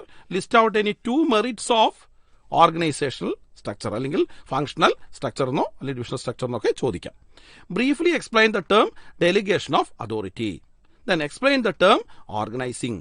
Distinguish between formal and informal organization. തുടങ്ങിയ ചോദ്യങ്ങളൊക്കെ നമുക്ക് ഈ യൂണിറ്റിൽ നിന്നും പ്രതീക്ഷിക്കാവുന്നതാണ്. അടുത്ത unit, 6ാമത്തെ unit, താരതമ്യേന അല്പം വലുപ്പമുള്ള യൂണിറ്റാണ് സ്റ്റാഫിംഗ് അഥവാ ഉദ്യോഗവൽക്കരണം. മറ്റും പ്രധാനപ്പെട്ട മാനേജ്മെന്റ് ധർമ്മമാണ് നമുക്കറിയാം. എന്താണ് സ്റ്റാഫിംഗ് എന്ന് പറഞ്ഞാൽ? Placing the right person on the right job at the right time is called staffing. 3 കാര്യങ്ങൾ അവിടെ പറയുന്നത്: right person, right job, right time. യഥാസമയം അർഹതപ്പെട്ട ജോലിക്ക് അർഹതപ്പെട്ട ആളെ അന്വേഷിച്ച് കണ്ടെത്തി നിയമിക്കുന്നതാണ് സ്റ്റാഫിംഗ്. അപ്പോൾ അത് സ്റ്റാഫിംഗ് ഒരു പ്രോസസ്സാണ് അല്ലേ? എന്തൊക്കെ സ്റ്റെപ്സാണ് സ്റ്റാഫിംഗിന് ഉണ്ടാവുക? Estimating the man power requirement, recruitment, selection, placement and orientation, training and development, performance appraisal, promotion, compensation. ഈ സ്റ്റെപ്പുകൾ 8 സ്റ്റെപ്പുകൾ വളരെ കൃത്യമായി ക്രോണോളജിക്കലായിട്ട് പഠിച്ചു വെക്കുക. ഇനിയും സ്റ്റാഫിംഗിലെ 3 പ്രധാനപ്പെട്ട ഇലമെന്റ്സ് ആണ് റിക്രൂട്ട്മെന്റും സെലക്ഷനും ട്രെയിനിങ്ങും. എന്താണ് റിക്രൂട്ട്മെന്റ് എന്ന് വെച്ചാൽ? Recruitment is the process of searching for perspective employees and stimulate them to apply the jobs for the organisation. സ്ഥാപനത്തിലേക്കുള്ള തൊഴിലാളികളെ അന്വേഷിക്കുകയും ആ തൊഴിലാളികൾക്ക് ആവശ്യമായിട്ടുള്ള അപേക്ഷിക്കാനുള്ള പ്രേരണ നൽകുകയും ചെയ്യലുമാണ് റിക്രൂട്ട്മെന്റ് എന്ന് പറയുന്നത്. എല്ലാവരെയും ക്ഷണിക്കലാണ്. അപ്പോൾ അതുകൊണ്ട് റിക്രൂട്ട്മെന്റ് എന്താണെന്ന് പറയും? നമ്മൾ ഇറ്റ്സ് എ പോസിറ്റീവ് പ്രോസസ് എന്ന് പറയും. അപ്പോൾ റിക്രൂട്ട്മെന്റിന്റെ ഉറവിടങ്ങൾ എന്തൊക്കെയാണെന്നുള്ളതാണ് അടുത്തത്. ഇന്റേണൽ സോഴ്സ് ഓഫ് റിക്രൂട്ട്മെന്റും ഉണ്ട്, എക്സ്റ്റേണൽ സോഴ്സ് ഓഫ് റിക്രൂട്ട്മെന്റും ഉണ്ട്. എന്താ ഇന്റേണൽ സോഴ്സ് എന്ന് വെച്ചാൽ? ഒരു സ്ഥാപനത്തിന്റെ ഉള്ളിലുള്ള സ്രോതസ്സുകളാണ് ഇന്റേണൽ സോഴ്സ് എന്ന് പറയുന്നത്. നിലവിലുള്ള ഒരു സ്ഥാപനമായിരിക്കണം അല്ലേ? നിലവിലുള്ള സ്ഥാപനത്തിന് മാത്രമേ ഇന്റേണൽ സോഴ്സ് ഉണ്ടാവുകയുള്ളൂ, പുതിയ സ്ഥാപനത്തിന് ഉണ്ടാവില്ല. അപ്പോൾ നിലവിലുള്ള സ്ഥാപനത്തിൽ ഏതൊക്കെയായിരിക്കും ഇന്റേണൽ സോഴ്സ്? 2 സാധ്യതകളാണ്. ഒന്ന് ട്രാൻസ്ഫർ ആണ്, മറ്റൊന്ന് പ്രൊമോഷനാണ്. ട്രാൻസ്ഫർ എന്ന് പറഞ്ഞാൽ എന്താണ്? ഒരു എംപ്ലോയി ഷിഫ്റ്റ് ചെയ്യുന്നു എങ്ങോട്ടേക്ക്? മറ്റൊരു ജോലിയിലേക്ക്. പക്ഷെ എന്താ പ്രത്യേകത? ഹോണററി മാറുന്നില്ല, സോഷ്യൽ സ്റ്റാറ്റസ് മാറുന്നില്ല, റെസ്പോൺസിബിലിറ്റി മാറുന്നില്ല, മറ്റൊന്നും മാറുന്നില്ല. ഒരു സ്ഥാനത്തു നിന്നും അതേ ജോലിയുടെ മറ്റൊരു സ്ഥാനത്തേക്ക് മാറ്റുന്നു, ട്രാൻസ്ഫർ. രണ്ടാമത്തെ പ്രൊമോഷനാണ്. പ്രൊമോഷൻ പക്ഷേ മറ്റൊരു പ്രത്യേകത. എന്താ പ്രത്യേകത? ഒരു ലോവർ പൊസിഷനിൽ നിന്നും ഒരാളെ ഹയർ പൊസിഷനിലേക്ക് മാറ്റുന്നതിനെയാണ് പ്രൊമോഷൻ എന്ന് വിളിക്കുന്നത്. It carries higher status, greater responsibility, better facilities and more pay. ഇനി എന്തൊക്കെയായിരിക്കും external sources? External sources refers to the recruitment of candidates from outside the organisation. സ്ഥാപനത്തിന് പുറത്തുള്ള ആളുകളെ അന്വേഷിക്കലാണ് എക്സ്റ്റേണൽ സോഴ്സ് എന്ന് പറയുന്നത്. എന്തൊക്കെ എക്സ്റ്റേണൽ സോഴ്സ് നമുക്ക് ലഭ്യമായിട്ടുള്ളത്? ഡയറക്റ്റ് റിക്രൂട്ട്മെന്റ് ഉണ്ട്, കാഷ്വൽ കോളേഴ്സ് ഉണ്ട്, അഡ്വർടൈസ്മെന്റ് ഉണ്ട്, എംപ്ലോയ്മെന്റ് എക്സ്ചേഞ്ചസ് ഉണ്ട്, പ്ലേസ്മെന്റ് ഏജൻസീസ് ഉണ്ട്, ക്യാമ്പസ് ഇന്റർവ്യൂ ഉണ്ട്, റെക്കമെൻഡേഷൻസ് ഓഫ് പ്രസന്റ് എംപ്ലോയീസ് ഉണ്ട്, ലേബർ കോൺട്രാക്ടേഴ്സ് ഉണ്ട്, അഡ്വർടൈസിംഗ് ഓൺ ടെലിവിഷൻ ഉണ്ട്, വെബ് പബ്ലിഷിംഗും ഉണ്ട്. അപ്പം നിങ്ങൾ നിരവധിയായിട്ടുള്ള എക്സ്റ്റേണൽ സോഴ്സസും ഉണ്ട് റിക്രൂട്ട്മെന്റിന് ഉള്ളത്. ഇനി സെലക്ഷനിലേക്ക് വരികയാണെങ്കിൽ നമ്മൾ സെലക്ഷൻ ഒരു നെഗറ്റീവ് പ്രോസസ്സാണെന്ന് പറയും. ഒരു ഡിലീഷൻ പ്രക്രിയയാണ് സെലക്ഷൻ എന്ന് പറയുന്നത്. റിക്രൂട്ട്മെന്റ് എവിടെയാണോ അവസാനിക്കുന്നത് അവിടെ നിന്നാണ് സെലക്ഷൻ തുടങ്ങുന്നത്. റിക്രൂട്ട്മെന്റ് നമ്മളെല്ലാവരുടെയും അപേക്ഷയൊക്കെ മേടിച്ചു നോക്കും. അവരിൽ നിന്ന് ഏറ്റവും അനുയോജ്യരായ ആളെ തിരഞ്ഞെടുക്കുക, അല്ലാത്ത ആളുകളെ ഒഴിവാക്കുക. അപ്പോൾ ഒരു ഒഴിവാക്കൽ പ്രക്രിയ കൂടിയാണ് സെലക്ഷൻ. അതുകൊണ്ട് നമ്മൾ സെലക്ഷൻ നെഗറ്റീവ് പ്രോസസ്സാണെന്ന് പറയുന്നത്. ഈ സെലക്ഷന് വേണ്ടി വിവിധ ടെസ്റ്റുകൾ നമ്മൾ ഉപയോഗിക്കാറുണ്ട്. Intelligence test, trade test, aptitude test, interest test, personality test. ഈ ടെസ്റ്റുകളൊക്കെ എന്താണെന്നും കൃത്യമായിട്ടും മനസ്സിലാക്കി വെക്കുക. ഇനി ആളെ ചൂസ് ചെയ്ത് കഴിഞ്ഞാൽ അയാൾക്ക് ആ ജോലി ചെയ്യാൻ ആവശ്യമായ പരിശീലനം കൊടുക്കണം അല്ലേ? ആ പരിശീലനം കൊടുക്കുന്ന 2 പ്രധാനപ്പെട്ട രീതികളുണ്ട്. ഓൺ ദ ജോബ് ട്രെയിനിങ്ങും ഓഫ് ദ ജോബ് ട്രെയിനിങ്ങും. ഈ ഓൺ ദ ജോബ് ട്രെയിനിങ് എന്ന് പറഞ്ഞാൽ എന്തായിരിക്കും? ഇപ്പോൾ ആ ജോലി ചെയ്തുകൊണ്ട് തന്നെ ആ ജോലി സ്ഥലത്ത് വെച്ച് തന്നെ പരിശീലനം നൽകുന്നതിനെ എന്ത് വിളിക്കുന്നത്? ഓൺ ദ ജോബ് ട്രെയിനിങ് എന്ന് പറയുന്നത്. ലേണിംഗ് വൈൽ ഡൂയിങ് നമ്മൾ സാധാരണ പറയും. Learning while doing. അതേസമയം രണ്ടാമത്തത് ഓഫ് ദ ജോബ് ട്രെയിനിങ് ആണ്. ആ ജോലിയിൽ നിന്ന് മാറി നിന്നുകൊണ്ടുള്ള പരിശീലനമാണ് ഓഫ് ദ ജോബ് ട്രെയിനിങ് എന്ന് പറയുന്നത്. On the job training methods ഏതൊക്കെയാണെന്ന് പരിശോധിക്കാം. Apprenticeship programme, coaching, internship training, job rotation. ഇതൊക്കെ on the job training methods ആണ്. ഇതേപോലെ തന്നെ off the job training methods ആയിട്ടുള്ള ക്ലാസ് റൂം ലെക്ചേഴ്സ് ഉണ്ട്, ഫിലിം ഷോസ് ഉണ്ട്, കേസ് സ്റ്റഡീസ് ഉണ്ട്, കമ്പ്യൂട്ടർ മോഡലിംഗ് ഉണ്ട്, വെസ്റ്റിബ്യൂൾ ട്രെയിനിങ് ഉണ്ട്, പ്രോഗ്രാംഡ് ഇൻസ്ട്രക്ഷൻസ് ഉണ്ട്. ഇതെല്ലാം ചേർന്നതാണ് off the job training methods എന്ന് പറയുന്നത്. ഇതിനകത്ത് വെസ്റ്റിബ്യൂൾ ട്രെയിനിങ് പ്രത്യേകം ശ്രദ്ധിക്കണം. നമ്മൾ ജോലി ചെയ്യുന്ന അതേ അന്തരീക്ഷം മറ്റൊരു സ്ഥലത്ത് കൃത്രിമമായി സൃഷ്ടിച്ച് ആ അന്തരീക്ഷത്തിൽ നൽകുന്ന പരിശീലനത്തെയാണ് വെസ്റ്റിബ്യൂൾ ട്രെയിനിങ് എന്ന് വിളിക്കുന്നത്. ഇതിനായിട്ട് പ്രത്യേക സ്ഥാപനങ്ങൾ, വെസ്റ്റിബ്യൂൾ സ്കൂൾസ് എന്നറിയപ്പെടുന്ന സ്ഥാപനങ്ങളൊക്കെ ഉണ്ട്. അപ്പോൾ അത് പ്രത്യേകമായിട്ട് മനസ്സിലാക്കി വെക്കുക. ഇനി ഈ പാഠഭാഗത്ത് ചോദിക്കാൻ സാധ്യതയുള്ള ചോദ്യങ്ങളിലേക്ക് നമുക്ക് വരാം. The function of putting people to jobs is called dash. എന്താണ്? സ്റ്റാഫിംഗ് ആണ്, അല്ലേ? സംശയമില്ല. Then shifting of one employee from one job to another without change in responsibility and status is called transfer. List out any 2 merits of internal sources of recruitment. Briefly explain any 5 external sources of recruitment. നിരവധിയായിട്ടുള്ള source നമ്മൾ പഠിച്ചിട്ടുണ്ട്. അതിൽ ഏതെങ്കിലും 5 എണ്ണം എഴുതുക. Fill in the blanks as per hint given. സൂചന പ്രകാരം പൂരിപ്പിക്കാനാണ്. Selection positive process. റിക്രൂട്ട്മെന്റ് എന്താണ്? Negative process. Fill in the blanks with as per hint given. Selection എന്താണ്? നെഗറ്റീവ് പ്രോസസ്സാണ് സെലക്ഷൻ. റിക്രൂട്ട്മെന്റോ പോസിറ്റീവ് പ്രോസസ്. മറ്റ് ചോദ്യങ്ങൾ പ്രതീക്ഷിക്കാവുന്നത് write the differences between on the job training and off the job training. Briefly explain the staffing process. Fill in the blanks as per hint given ആയിട്ട് മറ്റു ചോദ്യങ്ങളും പ്രതീക്ഷിക്കാവുന്നതാണ്. ഇനി മറ്റൊരു ചോദ്യം കൂടി ഒന്ന് പരിചയപ്പെടാം. Butterfly associates is a newly formed organisation seeking for employees. Briefly describe any 4 sources available to them. ശ്രദ്ധിക്കണം, ബട്ടർഫ്ലൈ അസോസിയേറ്റ്സ് ഒരു പുതിയ സ്ഥാപനമാണ്. അപ്പോൾ അവിടെ എന്തുണ്ടാവില്ല? ഇന്റേണൽ സോഴ്സ് ഉണ്ടാവില്ല. Then explain vestibule training. Vestibule training എന്താണെന്ന് വിശദീകരിക്കുക. അപ്പോൾ നമുക്ക് 7ാമത്തെ യൂണിറ്റിലേക്ക് പോകാം. 7ാമത്തെ യൂണിറ്റ് അതിപ്രധാനമായ യൂണിറ്റാണ്. നമ്മുടെ എംപ്ലോയീസുമായി ബന്ധിപ്പിച്ച് കൊണ്ടുവരുന്ന ഫാക്ടേഴ്സ് വരുന്ന യൂണിറ്റാണ് ഡയറക്റ്റിംഗ്. മാർഗനിർദ്ദേശം നമ്മൾ പറയും. It is called as the heart of other management functions. മറ്റ് മാനേജ്മെന്റ് ധർമ്മങ്ങളുടെ ഹൃദയം എന്നാണ് അറിയപ്പെടുന്നത് ഡയറക്റ്റിംഗ്. എന്താ ഡയറക്റ്റിംഗിന്റെ പ്രത്യേകത? The process of activating human resources to achieve objectives of business. ബിസിനസ്സിൽ ലക്ഷ്യം നേടാൻ ആവശ്യമായിട്ടുള്ള എനർജി നൽകുന്നത് ഡയറക്റ്റിംഗ് ആണ്. ഇൻസ്പയർ ചെയ്യുന്നു, ഗൈഡ് ചെയ്യുന്നു, ലീഡ് ചെയ്യുന്നു, സൂപ്പർവൈസ് ചെയ്യുന്നു, ഇൻസ്ട്രക്ട് ചെയ്യുന്നു തുടങ്ങിയ കാര്യങ്ങളെല്ലാം എന്തിന്റെ ഭാഗമാണ്? ഡയറക്റ്റിംഗിന്റെ ഭാഗമാണ്. 4 എലമെന്റ്സ് ആണ് ഡയറക്റ്റിംഗിലുള്ളത്. ഒന്ന് സൂപ്പർവിഷൻ, 2ാമത് മോട്ടിവേഷൻ, 3ാമത് കമ്മ്യൂണിക്കേഷൻ, 4ാമത്തത് ലീഡർഷിപ്പ്. എന്താ സൂപ്പർവിഷൻ എന്ന് വെച്ചാൽ? മാനേജ്മെന്റിൽ supervision means overseeing the subordinates at work. ജോലി ചെയ്യുന്ന ആളുകളെ നിരീക്ഷിക്കുക, അവർക്ക് ആവശ്യമായ നിർദ്ദേശം കൊടുക്കുക, സപ്പോർട്ട് കൊടുക്കുക. ഇതൊക്കെയാണ് എന്ത് പറയുന്നത്? സൂപ്പർവിഷൻ. അപ്പോൾ സൂപ്പർവൈസ് ചെയ്യുന്ന ആളെ നമുക്ക് എന്ത് വിളിക്കാം? സൂപ്പർവൈസർ എന്ന് വിളിക്കാം. അപ്പോൾ സൂപ്പർവൈസർക്ക് നമ്മൾ ഫോർമാൻ എന്നും ഓവർസിയർ എന്നും അല്ലെങ്കിൽ സെക്ഷൻ ഓഫീസർ എന്നും സൂപ്രണ്ട് ഒക്കെ പറയാട്ടോ, ഒക്കെ സൂപ്പർവൈസറാണ്. ദെൻ 2ാമത്തെ എലമെന്റ് മോട്ടിവേഷൻ ആണ്. Motivation means a process of stimulating people to action to accomplish the goals.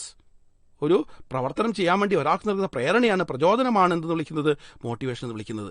അപ്പോൾ മോട്ടിവേഷനെ ബന്ധിപ്പിച്ചുകൊണ്ട് എബ്രഹാം മാസ്ലോയുടെ പ്രസിദ്ധമായ തിയറിയുണ്ട്, സിദ്ധാന്തമുണ്ട്, അല്ലേ? അവശ്യശ്രേണി സിദ്ധാന്തം. ആ അവശ്യശ്രേണി സിദ്ധാന്തം മറന്നു പോകരുത്.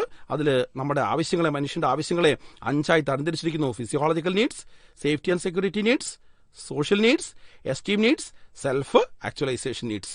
ഇതിനൊക്കെ ഒരു ക്രോണോളജിക്കൽ ഓർഡർ ഉണ്ടെന്നും അദ്ദേഹം സൂചിപ്പിക്കുന്നു. ഓരോ നീഡ്സുമായി ബന്ധിപ്പിച്ചുകൊണ്ടുള്ള എക്സാമ്പിൾസ് കൂടി പരിശോധിച്ച് വേണം പോകാൻ. ഈ 4ാമത്തെ ഘടകം എന്ന് പറയുന്നത് ലീഡർഷിപ്പാണ്. ലീഡർഷിപ്പിന്റെ പ്രത്യേകത എന്താ? ലീഡർഷിപ്പ് എന്ന് വെച്ചാൽ leadership is the process of influencing the behaviour of employees at work towards goal. ലക്ഷ്യം നേടാൻ വേണ്ടി, ജോലി ചെയ്യാൻ വേണ്ടി ഒരു എംപ്ലോയീസിനെ ലീഡ് ചെയ്യുക, ഇൻഫ്ലുവൻസ് ചെയ്യുക, സ്വാധീനിക്കുക എന്നുള്ളതാണ് ലീഡർഷിപ്പ് എന്ന് പറയുന്നത്. എന്തൊക്കെയായിരിക്കും ഒരു നല്ല ലീഡർക്കുണ്ടായ ക്വാളിറ്റീസ്? ഫിസിക്കൽ ഫീച്ചേഴ്സ് വേണം, അല്ലേ? നല്ല ഹൈറ്റും വെയിറ്റും ഒക്കെ വേണം, നോളജ് വേണം, ഇന്റഗ്രിറ്റി വേണം, ഇനീഷ്യേറ്റീവ്നെസ് ഉണ്ടാവണം, കമ്മ്യൂണിക്കേഷൻ സ്കിൽ ഉണ്ടാവണം, മോട്ടിവേഷണൽ സ്കിൽ ഉണ്ടാവണം, സെൽഫ് കോൺഫിഡൻസ് ഉണ്ടാവണം, ഡിസിസീവ്നെസ് ഉണ്ടാവണം, സോഷ്യൽ സ്കിൽസ് ഉണ്ടാവണം. ഇതൊക്കെയുള്ള ആളുകളെയാണ് നമ്മൾ എന്ത് വിളിക്കുന്നത്? മികച്ച ലീഡർ എന്ന് വിളിക്കുന്നത്. ഇനി ഇതിലെ ഏറ്റവും അവസാനത്തെ എലമെന്റ് എന്ന് പറയുന്നത് കമ്മ്യൂണിക്കേഷനാണ്, ആശയവിനിമയം. എന്താ കമ്മ്യൂണിക്കേഷൻ എന്ന് വെച്ചാൽ? That is exchange of ideas, facts, opinions and emotions from one person to another. ഒരാളിൽ നിന്ന് മറ്റൊരാളിലേക്ക് വസ്തുതകളെ, ആശയങ്ങളെ, അഭിപ്രായങ്ങളെ, വികാരങ്ങളെ വിനിമയം ചെയ്യുന്ന പ്രക്രിയയാണ് കമ്മ്യൂണിക്കേഷൻ എന്ന് പറയുന്നത്. ഇതൊരു പ്രോസസ്സാണ്. ഈ കമ്മ്യൂണിക്കേഷൻ പ്രോസസ്സിൽ 8 പ്രധാനപ്പെട്ട ഘടകങ്ങളുണ്ട്. സെൻഡറുണ്ട്, മെസ്സേജ് ഉണ്ട്, എൻകോഡിംഗ് ഉണ്ട്, മീഡിയ ഉണ്ട്, ഡീകോഡിംഗ് ഉണ്ട്, റിസീവർ ഉണ്ട്, ഫീഡ്ബാക്ക് ഉണ്ട്. ഇടയിൽ എന്തുണ്ടാവാം? ചിലപ്പോൾ നോയ്സ് ഉണ്ടാകാം, ബാരിയേഴ്സ് ഓഫ് കമ്മ്യൂണിക്കേഷൻ ഉണ്ടാകാം. ഈ കമ്മ്യൂണിക്കേഷനെ വിവിധ തരത്തിൽ നമ്മൾ തരംതിരിക്കാറുണ്ട്. ഫോർമൽ കമ്മ്യൂണിക്കേഷൻ എന്നും ഇൻഫോർമൽ കമ്മ്യൂണിക്കേഷൻ എന്നും. ഫോർമൽ ഔപചാരികമാണ്, ഇൻഫോർമൽ അനൗപചാരികമാണ്. പേരിൽ തന്നെ വളരെ കൃത്യമായും സൂചനയുണ്ട്, അല്ലേ? ഇനി ഫോർമൽ കമ്മ്യൂണിക്കേഷനെ 3ആയി വീണ്ടും തരംതിരിക്കുന്നു. Vertical communication, horizontal communication, diagonal communication. Vertical കമ്മ്യൂണിക്കേഷനെ വീണ്ടും നമുക്ക് തരംതിരിക്കാം, അപ്വേർഡ് എന്നും ഡൗൺവേർഡ് എന്നും. അപ്പോൾ ഫോർമൽ കമ്മ്യൂണിക്കേഷൻ എന്താണെന്ന് നോക്കാം. Formal communication means the communication through official chain of command. It flows through the scalar chain. ഔപചാരികമായി നടക്കുന്ന ആശയവിനിമയമാണ്, സ്കാലാർ ചെയിനിലൂടെ നടക്കുന്ന ആശയവിനിമയമാണ് ഫോർമൽ കമ്മ്യൂണിക്കേഷൻ വിളിക്കുന്നത്. ഇൻഫോർമൽ കമ്മ്യൂണിക്കേഷൻ ആണെങ്കിലോ it is based on informal relationships among the members of the organization at same or different level. It is free from all formalities of formal organization. The network or pathway of informal communication is called grapevine. The origin and direction of flow of information cannot be easily traced. Grapevine structure is less and it grows towards all direction. മുന്തിരിവള്ളിയുടെ പ്രത്യേകത നമുക്കറിയാം. അതിന്റെ അറ്റം എവിടെയാണെന്ന് കണ്ടുപിടിക്കാൻ പറ്റില്ല. തുടങ്ങിയത് എവിടുന്ന, അവസാനിക്കുന്ന എവിടുന്ന്, എങ്ങോട്ടേക്കാണ് പോയതൊന്നും കണ്ടുപിടിക്കാൻ പറ്റില്ല. അതേപോലെയാണ് അനൗപചാരിക ആശയവിനിമയം. എവിടുന്നാണ് വന്നത്, എവിടെയാണ് പോയതെന്നൊന്നും ചിലപ്പോൾ നമുക്ക് ട്രേസ് ഔട്ട് ചെയ്യാൻ പറ്റില്ല. ഈ യൂണിറ്റിൽ പ്രധാനപ്പെട്ട ചില ചോദ്യങ്ങൾ കൂടി നമുക്ക് കണ്ടുപോകാം. ഒന്നാമത്തെ ഒരു ഒബ്ജക്റ്റീവ് ടൈപ്പ് ചോദ്യമാണ്.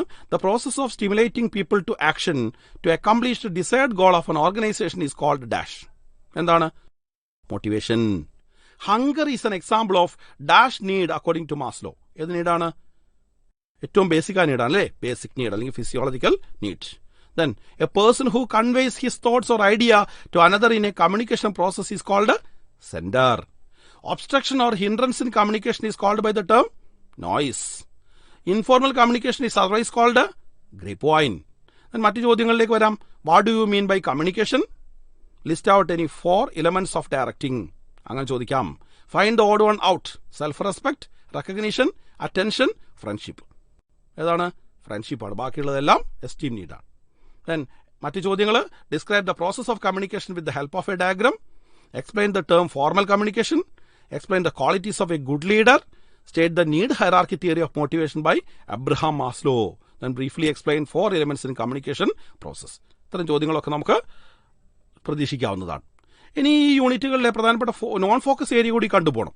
ഇപ്പോൾ ഓർഗനൈസിംഗിലാണെങ്കിൽ steps in the process of organising, importance of organising, importance of delegation, decentralisation, അതുപോലെ തന്നെ സ്റ്റാഫിംഗിലേക്ക് വരുമ്പോൾ importance of staffing, selection process, ഡയറക്റ്റിംഗിലേക്ക് വരുമ്പോൾ importance of directing, importance of supervision, importance of motivation, അതുപോലെ തന്നെ ഇൻസെന്റീവ്സിന്റെ ഡിഫറെന്റ് ക്ലാസിഫിക്കേഷൻ ഉണ്ട്. ഫിനാൻഷ്യൽ ഇൻസെന്റീവ്സും നോൺ ഫിനാൻഷ്യൽ ഇൻസെന്റീവ്സും. ഇത്രയും കാര്യങ്ങളൊക്കെ വളരെ കൃത്യമായിട്ട് മനസ്സിലാക്കി പോകണം. കാരണം നമുക്ക് നോൺ ഫോക്കസ് ഏരിയയിൽ ചോദ്യങ്ങൾ ഉണ്ടാവുമെന്ന കാര്യം മറന്ന് പോകരുത്. നോൺ ഫോക്കസിലെ ചോദ്യങ്ങൾ എന്തൊക്കെയാണ്? ഇൻസെന്റീവ്സ് അല്ലെങ്കിൽ ഫ്രിഞ്ച് ബെനിഫിറ്റ്സ് എന്ന് പറഞ്ഞാൽ എന്താണ്? ലീഡർഷിപ്പ് സ്റ്റൈൽസ് ഏതൊക്കെയാണ്? ലേസീസ് ഫെയർ ലീഡർ ആരാണ്? ബാരിയേഴ്സ് ഓഫ് കമ്മ്യൂണിക്കേഷൻ ഏതൊക്കെയാണ്? ഇത്തരത്തിലുള്ള ചോദ്യങ്ങളൊക്കെ നമുക്ക് നോൺ ഫോക്കസ് ഏരിയയിൽ നിന്നും ചോദിക്കാവുന്നതാണ്. അതും പ്രതീക്ഷിക്കാവുന്നതാണ്. അപ്പോൾ അതും കൂടി പരിചയപ്പെട്ട് പോവുക. ഇപ്പോൾ നിങ്ങൾ കേട്ടുകൊണ്ടിരിക്കുന്നത് പൊതുവിദ്യാഭ്യാസ വകുപ്പിന് വേണ്ടി +2 ക്ലാസിന്റെ പ്രധാന ഭാഗങ്ങൾ കേന്ദ്രീകരിച്ച് കൈറ്റ് വിക്ടേഴ്സ് തയ്യാറാക്കിയ ഫസ്റ്റ് ബെൽ ഓഡിയോ ക്ലാസ്. ഇനി നമുക്ക് വരാനുള്ളത് 8ാമത്തെ യൂണിറ്റിലേക്കാണ്. 8ാമത്തെ യൂണിറ്റ് ഒരുപക്ഷെ മാനേജ്മെന്റിന്റെ എൻഡ് ആയിട്ടുള്ള ഫംഗ്ഷനാണ് കൺട്രോളിംഗ്, നിയന്ത്രണം അല്ലേ? എന്താ കൺട്രോളിംഗ് എന്ന് പറഞ്ഞാൽ? കൺട്രോളിംഗ് ആണ് എൻഷുർ ചെയ്യുന്നത് നമ്മൾ വിചാരിച്ച കാര്യങ്ങളെല്ലാം വിചാരിച്ച പോലെ നടക്കുന്നുണ്ട് എന്ന്, അല്ലെങ്കിൽ ആസൂത്രണം ചെയ്ത പോലെ നടക്കുന്നുണ്ടെന്ന് ഉറപ്പാക്കുന്ന ധർമ്മമാണ് controlling. Controlling is the process through which the management ensures that the actual performance conforms to the planned performance. എന്തൊക്കെയായിരിക്കും കൺട്രോളിംഗിന്റെ പ്രധാനപ്പെട്ട പ്രക്രിയകൾ, സ്റ്റെപ്പുകൾ എന്തൊക്കെയായിരിക്കും? 5 പ്രധാനപ്പെട്ട സ്റ്റെപ്പുകളാണ് കൺട്രോളിംഗിലുള്ളത്. ഒന്ന് സെറ്റിംഗ് സ്റ്റാൻഡേർഡ്സ്, രണ്ടാമത് മെഷർമെന്റ് ഓഫ് ആക്ച്വൽ പെർഫോമൻസ്, മൂന്നാമത്തത് comparison of actual performance, 4 analysing deviations, 5 taking corrective actions. ഈ 5 സ്റ്റെപ്പുകളിലൂടെയാണ് കൺട്രോളിംഗ് ഡെവലപ്പ് ചെയ്യുന്നത്. Then techniques of managerial control. കൺട്രോളിങ്ങിന് വേണ്ടി ഉപയോഗിക്കുന്ന ടെക്നിക്സ് എന്തൊക്കെയാണ്? നമ്മൾ ട്രഡീഷണൽ ടെക്നിക്സ് ഒന്നും മോഡേൺ ടെക്നിക്സ് ഒന്നും കൺട്രോളിങ്ങിന്റെ ടെക്നിക്സിനെ തരംതിരിക്കാറുണ്ട്. ട്രഡീഷണൽ ടെക്നിക്സ് പ്രധാനമായും 4 personal observation, statistical reports, break even analysis, budgetary control. ഇനി ഈ യൂണിറ്റിൽ നിന്ന് ചോദിക്കാവുന്ന ചോദ്യങ്ങൾ. List out any 2 traditional techniques of managerial control. Briefly describe the steps in controlling process. അതേപോലെ തന്നെ write a short note on the following: personal observation, break even analysis. ഇത്തരം കാര്യങ്ങളൊക്കെ ആ പാഠഭാഗം ബന്ധിപ്പിച്ചുകൊണ്ട് പോവുക. താരതമ്യേന വലിപ്പം കുറഞ്ഞ ഒരു യൂണിറ്റാണ് കൺട്രോളിംഗ് എന്ന് പറയുന്നത്. 9ാമത്തെ യൂണിറ്റ് ഫിനാൻഷ്യൽ മാനേജ്മെന്റ് ആണ്. 9ാമത്തെ യൂണിറ്റ് മുതൽ അങ്ങോട്ടേക്ക് നമ്മൾ മാനേജ്മെന്റിന്റെ ഫംഗ്ഷണൽ ആസ്പെക്റ്റിലേക്കാണ് പോകുന്നത്. Financial management. എന്താണ് financial management? Finance refers to money, cash or fund available to carry out business operations. Finance is called as the lifeblood of business. Financial management focus on 3 major financial decisions: investment decision, financing decision, and dividend decision. They are collectively known as finance functions of business. ഈ finance function വളരെ പ്രധാനപ്പെട്ടതാണ്. ഈ 3 പ്രധാനപ്പെട്ട decision, investment decision, അതേപോലെ തന്നെ dividend decision, financing decision. എന്താണ് investment decision? It is concern with how firms valuable funds are to be invested in various assets. എങ്ങനെയാണ് സ്ഥാപനത്തിന്റെ ഫണ്ടുകൾ വിവിധ അസറ്റുകളിൽ നിക്ഷേപിച്ചിരിക്കുന്നത് എന്നുള്ള തീരുമാനമാണെന്ന് പറയുന്നത് ഇൻവെസ്റ്റ്മെന്റ് ഡിസിഷൻ. രണ്ടാമത്തേത് ഫിനാൻസിംഗ് ഡിസിഷനാണ്. എത്ര കടം വേണം, എത്ര ഇക്വിറ്റി വേണം, സ്വന്തമായി എത്ര മൂലധനം വേണം, എത്ര കടം വാങ്ങണം. It is concern with the quantum of finance to be raised from various long term sources. They are share holders fund and borrowed fund. Shares ആകാം, ഡിബഞ്ചേഴ്സ് ആകാം, ലോണുകളാകാം, വിവിധ സോഴ്സുകൾ അവിടെ ഉപയോഗിക്കാം. മൂന്നാമത്തെ ഡിവിഡൻഡ് ഡിസിഷനാണ്. ഡിവിഡൻഡ് ഡിസിഷൻ എന്താണ്? It is concern with the disposal of profit. ലാഭം എങ്ങനെയാണ് പങ്കുവെക്കേണ്ടത്? മുഴുവനും പങ്കുവെക്കണോ, അതോ കുറച്ച് പങ്കുവെച്ചാൽ മതിയോ, സ്റ്റേബിൾ ആയിട്ട് കൊടുത്താൽ മതിയോ? ഇതാണ് dividend decision. A portion of the profit is to be retained in the business for growth and expansion. That part of profit is called retained earnings, and the rest of the profit is to be distributed to the shareholders in the form of dividends. ഇനി ഈ പാഠഭാഗത്തിലെ മറ്റൊരു ആശയമാണ് capital structure. എന്താണ് capital structure? It refers to the mix or composition of long-term sources such as equity share capital, preference share capital, debentures, long-term loans, reserves and surplus. ഇപ്പോൾ capital structure എന്ന് പറഞ്ഞാൽ ഏതൊക്കെ കാര്യങ്ങളാണ് ക്യാപിറ്റൽ ഉൾപ്പെട്ടിട്ടുള്ളത്? ഇക്വിറ്റി ഫണ്ട്സ് എത്രയുണ്ട്, preference funds എത്രയുണ്ട്, debentures എത്രയുണ്ട്, loans എത്രയുണ്ട്, അതിൻ്റെ ആ മിക്സിനെ അല്ലെങ്കിൽ കോമ്പോസിഷനെ നമ്മൾ എന്ത് വിളിക്കുന്നത്? ക്യാപിറ്റൽ സ്ട്രക്ചർ എന്ന് വിളിക്കുന്നത്. So it refers to the proportion of borrowed funds to owners funds. Owners funds are called equity and borrowed funds are called ഡെപ്റ്റ്. ഇനി ക്യാപിറ്റൽ സ്ട്രക്ചറിൽ എന്തെല്ലാം കാര്യങ്ങൾ ഉണ്ടാകാം? ഇക്വിറ്റി ഷെയർസ് മാത്രമായിരിക്കും ചിലപ്പോൾ ഇക്വിറ്റി ഷെയർസും പ്രിഫറൻസ് ഷെയർസും ഉണ്ടാകാം, ചിലപ്പോൾ ഇക്വിറ്റി ഷെയർസും ഡിബഞ്ചേഴ്സും ഉണ്ടാകാം, ചിലപ്പോൾ ഇക്വിറ്റി ഷെയർസും പ്രിഫറൻസ് ഷെയർസും ഡിബഞ്ചേഴ്സും ഉണ്ടാകാം. ഇതും കൂടാതെ ഇക്വിറ്റി ഷെയർസും പ്രിഫറൻസ് ഷെയർസും ഡിബഞ്ചേഴ്സും ലോങ് ടൈം ലോൺസും ഉണ്ടാകാം. ഇനി എന്തൊക്കെ കാര്യങ്ങളാണ് ക്യാപിറ്റൽ സ്ട്രക്ചറിനെ ബാധിക്കുന്ന ഘടകങ്ങൾ വളരെ പ്രധാനപ്പെട്ട ചോദ്യമാണ്. Factors affecting capital structure: cash flow ability for servicing the ഡെപ്റ്റ്, interest coverage ratio, debt coverage ratio, return on investment, cost of debt, tax rate, cost of equity തുടങ്ങിയ കാര്യങ്ങളെല്ലാം തുടങ്ങിയിട്ടുള്ള 10-14 പോയിന്റുകളുണ്ട്. ആ പോയിന്റുകൾ ഓരോന്ന് കൃത്യമായിട്ട് മനസ്സിലാക്കി വെക്കുക. ഇത് പാഠഭാഗമായി ബന്ധിപ്പിച്ചുകൊണ്ടുള്ള ഇമ്പോർട്ടൻ്റ് ആയിട്ടുള്ള ഭാഗമാണ് ഫാക്ടേഴ്സ് എഫക്റ്റിംഗ് ക്യാപിറ്റൽ സ്ട്രക്ചർ. മറ്റ് 2 ആശയങ്ങളോട് പറയുന്ന ക്യാപിറ്റലെ ബന്ധിപ്പിച്ചുകൊണ്ട് ഫിക്സഡ് ക്യാപിറ്റലും വർക്കിംഗ് ക്യാപിറ്റലും. Fixed capital represents a long-term investment which needed to acquire fixed assets like land and building, plant and machinery, vehicles, etc. Benefits of which are expected to be received over a number of years in future. Fixed ക്യാപിറ്റലിന്റെ പ്രത്യേകത എന്താ? Fixed assets വാങ്ങാൻ വേണ്ടി ഉപയോഗിക്കുന്ന പണമാണ് fixed capital. അവയുടെ benefit സാധാരണഗതിയിൽ കുറേ വർഷങ്ങൾ കൊണ്ട് നമുക്ക് ലഭിക്കുകയുള്ളൂ എന്നുള്ളതാണ്. മറ്റൊരു പ്രധാനപ്പെട്ട ആശയമാണ് working capital. Working capital is that part of capital required for investing in short-term or current assets like inventory, sundry debtors, cash required for the day-to-day affairs of the business like salary, wages, rent, etc. അപ്പോൾ ബിസിനസ്സിന്റെ ദൈനംദിന കാര്യങ്ങൾ നടന്നു പോകാൻ വേണ്ടിയിട്ടുള്ള പണത്തെ നമ്മൾ എന്ത് വിളിക്കുന്നത്? വർക്കിംഗ് ക്യാപിറ്റൽ എന്ന് വിളിക്കുന്നത്. അപ്പോൾ ഇത്രയും ആശയങ്ങളാണ് ഈ യൂണിറ്റിലുള്ളത്. നമുക്ക് എന്തൊക്കെ ചോദ്യങ്ങൾ അതിനകത്ത് പ്രതീക്ഷിക്കാവുന്നത്? What do you mean by capital structure പ്രതീക്ഷിക്കാവുന്നതാണ്. മറ്റൊന്ന് explain the term working capital, അതോടൊപ്പം തന്നെ explain the term fixed capital അല്ലേ. പിന്നെ മറ്റൊന്ന് briefly explain the concept of financial management. ഇനി ഫൈൻഡ് ദ ഓർഡർ ഔട്ടായിട്ട് കുറച്ച് അസറ്റ്സിന്റെ പേര് തന്നിട്ട് അതിനകത്ത് ഓർഡർ കണ്ടുപിടിക്കാൻ ചോദിക്കാം. ഉദാഹരണമായിട്ട് ഫർണിച്ചർ, മെഷീനറി, ഡെറ്റേഴ്സ്, ബിൽഡിംഗ്. അപ്പോൾ നമുക്ക് പെട്ടെന്ന് മനസ്സിലാവും എന്താണ് ഡെറ്റേഴ്സ് ആണ്, ബാക്കിയുള്ളതെല്ലാം എന്താണ് ഫിക്സഡ് അസറ്റ്സ് ആണ്. Then distinguish between fixed capital and working capital. Briefly explain any factors affecting the choice of capital structure തുടങ്ങിയ ചോദ്യങ്ങളൊക്കെ ഈ യൂണിറ്റിൽ നമുക്ക് പ്രതീക്ഷിക്കാവുന്നതാണ്. ഇനി നമുക്ക് 10ാമത്തെ യൂണിറ്റിലെ ചർച്ചകളിലേക്ക് പോകാം. 10ാമത്തെ യൂണിറ്റ് ഫിനാൻഷ്യൽ മാർക്കറ്റാണ്. എന്താ ഫിനാൻഷ്യൽ മാർക്കറ്റ് എന്ന് വെച്ചാൽ? It is a market for the creation of exchange of financial assets such as shares, debentures, bonds and government securities. It is a network of institutions to provides short, medium and long term funds. Financial മാർക്കറ്റിൽ 2 പ്രധാനപ്പെട്ട aspects ഉണ്ട്. മണി മാർക്കറ്റും അതോടൊപ്പം തന്നെ capital മാർക്കറ്റും. എന്താണ് money market? Money market is the market for short time funds. Short time funds are meant for a period up to 1 year. ഇനി അതിൽ വിവിധ തരത്തിലുള്ള ഡോക്യുമെന്റ്സ് ഉപയോഗിക്കുന്നുണ്ട്. Treasury bills, commercial paper, call money, certificate of deposit, commercial bills തുടങ്ങിയ കാര്യങ്ങളൊക്കെ ഉപയോഗിക്കുന്നുണ്ട്. അതെന്താണെന്ന് മനസ്സിലാക്കി വെക്കണം. ഇനി ക്യാപിറ്റൽ മാർക്കറ്റ് എന്തായിരിക്കും? Capital market is an institutional arrangement by which savings are channelised in to investment avenues. It എനബിൾസ് the borrowers to raise funds for their purpose. Long time funds ആണ് എവിടെ ഡീൽ ചെയ്യപ്പെടുന്നത്? ക്യാപിറ്റൽ മാർക്കറ്റിൽ deal ചെയ്യപ്പെടുന്നത്. Shares, debentures, ബോണ്ടുകളൊക്കെയാണ് അവിടെ ഉപയോഗിക്കുന്ന securities എന്ന് പറയുന്നത്. ഇവിടെ ചോദിക്കാവുന്ന പ്രധാനപ്പെട്ട കാര്യം എന്ന് പറയുന്നത് difference between money market and capital മാർക്കറ്റാണ്. വിവിധ മാനദണ്ഡങ്ങളുടെ അടിസ്ഥാനത്തിൽ മണി മാർക്കറ്റും ക്യാപിറ്റൽ മാർക്കറ്റും തമ്മിലുള്ള ഡിഫറൻസ് കൃത്യമായിട്ട് മനസ്സിലാക്കി വെക്കുക. ഈ പാഠഭാഗത്തുള്ള മറ്റൊരു പ്രധാനപ്പെട്ട മേഖലയാണ് stock exchange. Stock exchange is an organised market where second hand securities are bought and sold. അല്ലേ, സെക്യൂരിറ്റീസ് വാങ്ങുകയും വിൽക്കുകയും ചെയ്യുന്ന സ്ഥലത്തെയാണ് നമ്മൾ സ്റ്റോക്ക് എക്സ്ചേഞ്ച് എന്ന് വിളിക്കുന്നത്. ഒരു സ്റ്റോക്ക് എക്സ്ചേഞ്ചിന്റെ ഫംഗ്ഷൻസ് എന്തൊക്കെയാണെന്ന് ചിലപ്പോൾ ചോദിക്കാം. 7 പ്രധാനപ്പെട്ട ധർമ്മങ്ങളാണ് സ്റ്റോക്ക് എക്സ്ചേഞ്ചിനുള്ളത്. Liquidity and marketability to investment, pricing of securities, safety of transactions, contributes to economic growth, spreading of equity cult, providing scope for speculation, economic barometer of the country. ഇനി അതിനകത്ത് പ്രതീക്ഷിക്കാവുന്ന ചോദ്യങ്ങൾ എന്തൊക്കെയായിരിക്കും? The market for short time funds are called money market. List out any 2 instruments used in money market. Expand the following. NSE. എന്താ NSE? National stock exchange. SEBI, securities and exchange board of India. Then മറ്റു ചോദ്യം, distinguish between money market and capital market. List out any 3 functions of stock exchange. ഈ രൂപത്തിലേക്കുള്ള ചോദ്യങ്ങളും ആ പാഠഭാഗത്തുനിന്ന് പ്രതീക്ഷിക്കാവുന്നതാണ്. ഇനിയുള്ളത് 11ാമത്തെ യൂണിറ്റാണ്. ഒരു പക്ഷേ നിങ്ങൾക്ക് പഠിക്കാനുള്ള യൂണിറ്റുകളിൽ വെച്ച് ഏറ്റവും വലിയ യൂണിറ്റാണ് മാർക്കറ്റിംഗ് എന്ന് പറയുന്ന നമ്മുടെ 11ാമത്തെ യൂണിറ്റ്, വിപണനം. എന്താണ് മാർക്കറ്റിംഗ് എന്ന് വെച്ചാൽ? Marketing can be defined as the exchange transaction in between buyer and seller. All activities connected with the transfer of goods and services from the producer to the consumer come within the purview of marketing. They include production, transportation, storage, advertising, etc.